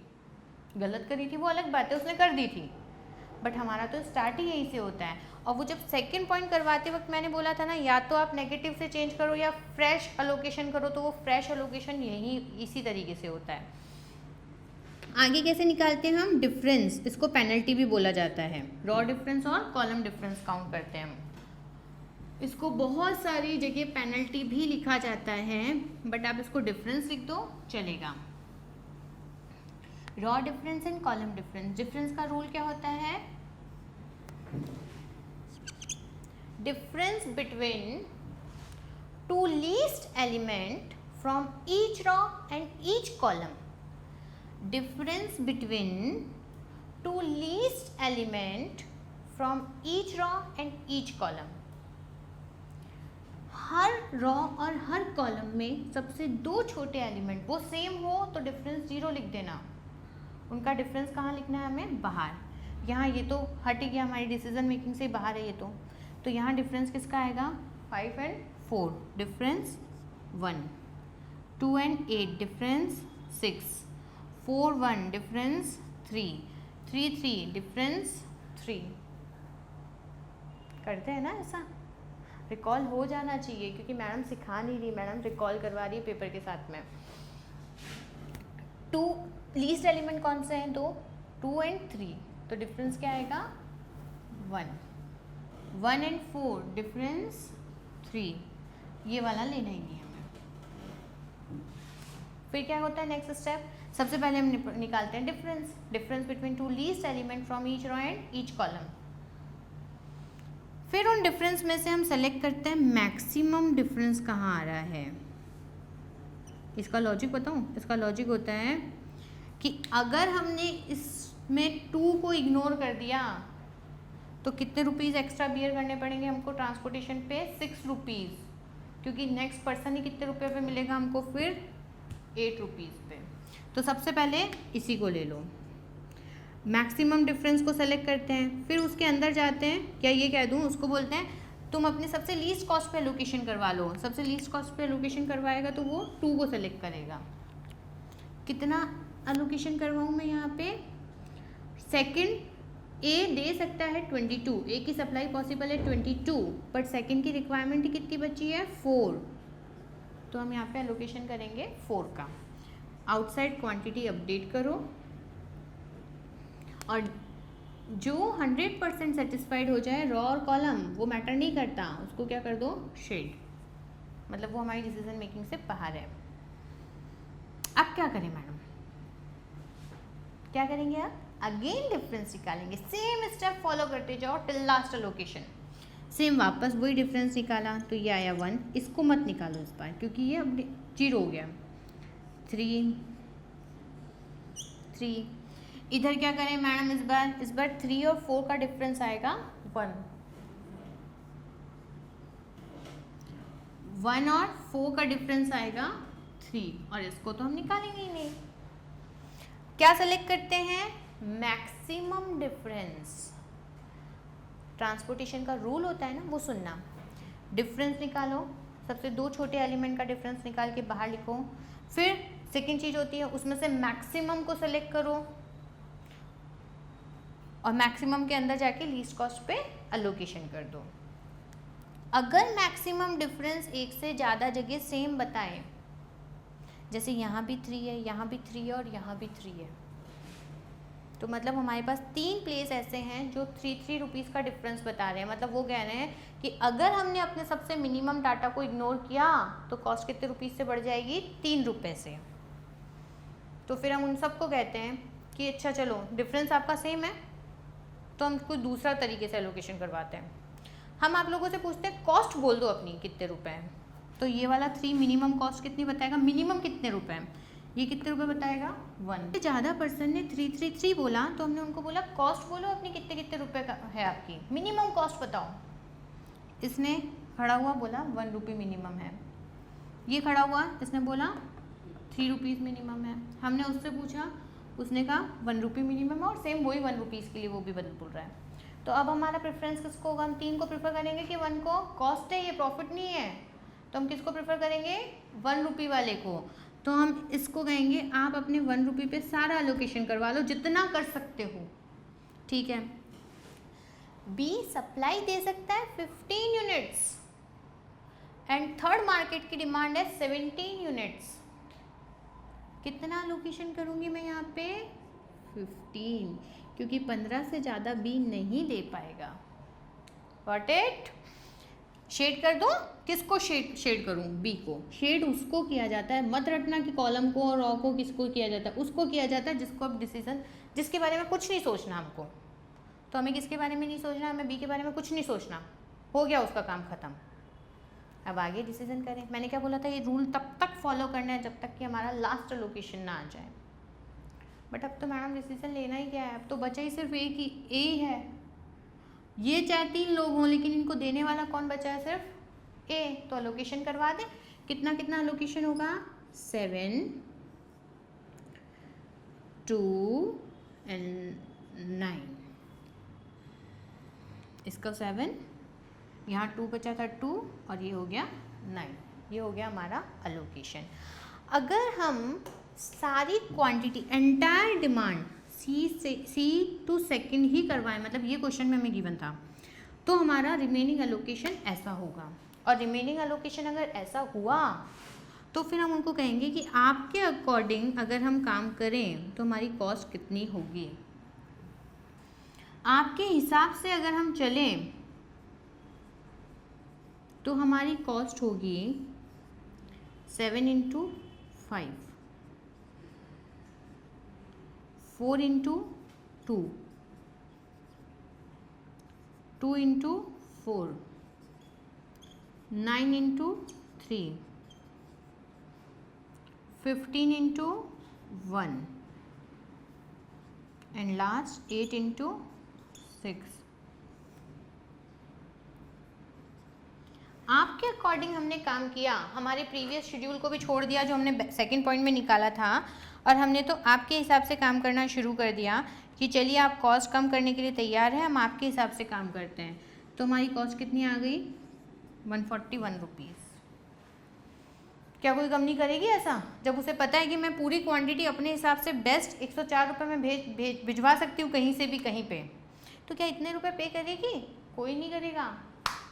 तो अगर आपको हमारे साथ काम करना है तो आपको क्या करनी पड़ेगी, कॉस्ट कम करनी पड़ेगी। कॉस्ट का मतलब ये जो 6 रुपीज़ आप मांग रहे हो इससे कम करो पैसा, वरना हम नहीं एग्री होंगे। तो उसने कहा चलो ठीक है कम करता हूँ, बताओ तो सही कितना कम करूँ। कैसे बताएंगे, उनको बोलेंगे आपके बेस पे हमारी कॉस्ट आ रही है 141, राइट। कितने रुपए आ रहे हैं आपके हिसाब से हमारे, 141। प्रीवियसली कितने आ रहे थे एज पर बेस्ट शेड्यूल, 104। तो हमें कितने रुपीस कम करवाने हैं आपसे, ओवरऑल टोटलिटी में हमें कम करवाने हैं आपसे 37 रुपीज़। आपको 37 रुपीज़ कम करने पड़ेंगे हमारे लिए। और अगर पर यूनिट निकालना हो तो कैसे निकालें, कितनी यूनिट्स के लिए हो रही है सारे डिसीजन मेकिंग, कितनी यूनिट्स जा रही है यहाँ से यहाँ, कितनी यूनिट्स जा रही है 8। तो अगर पर यूनिट पूछा जाए तो कितने रुपीज़ रिड्यूस करने पड़ेंगे? 37 divided by 8, 4.625 rupees per unit reduction company को चाहिए अगर वो C2 सेकंड सारी यूनिट्स एंटायर क्वांटिटी, वर्ड लिखा हुआ था एंटायर, क्योंकि इसी में अगर लिखा हुआ होता एनी क्वांटिटी तो हमारा क्वेश्चन अलग होता। एनी का मतलब कुछ भी भेजना है, बस भेजना है यहाँ से यहाँ, पर यहाँ लिखा हुआ है एंटायर क्वांटिटी। अगर पूरी डिमांड यहीं से जानी है, इधर से यहीं सप्लाई होगी, तो फिर आपको कितने रुपीज़ कम करने पड़ेंगे? 4.625 और 4.63, जो भी चाहें लिख दें, इतने रुपीज़ हमें रिड्यूस करवाने पड़ेंगे। थर्ड पॉइंट का आंसर ये था। बहुत सारे स्टूडेंट्स ने जो हमारा सेकंड डेल्टा आई जे आता है उसी में से इसका आंसर लिख दिया था, उसमें से नहीं होगा वो आंसर। इसके लिए अलग से पूरा इस तरीके से डिसीजन मेकिंग होगी। Got it? समझ आया? क्लियर वर्किंग अगर चाहिए, नीचे आपको पूरी शीट में प्रोवाइड है कि क्लियर वर्किंग, एग्जाम की प्रेजेंटेशन, रिमार्क, कमेंट, हर चीज़ गिवन है उसमें। अच्छे से क्वेश्चन को पढ़ो और उसको अच्छे से सॉल्व करो, बहुत सारी चीज़ें आपकी वैसे ही सही हो जाएगी। Got it? All the best, good luck.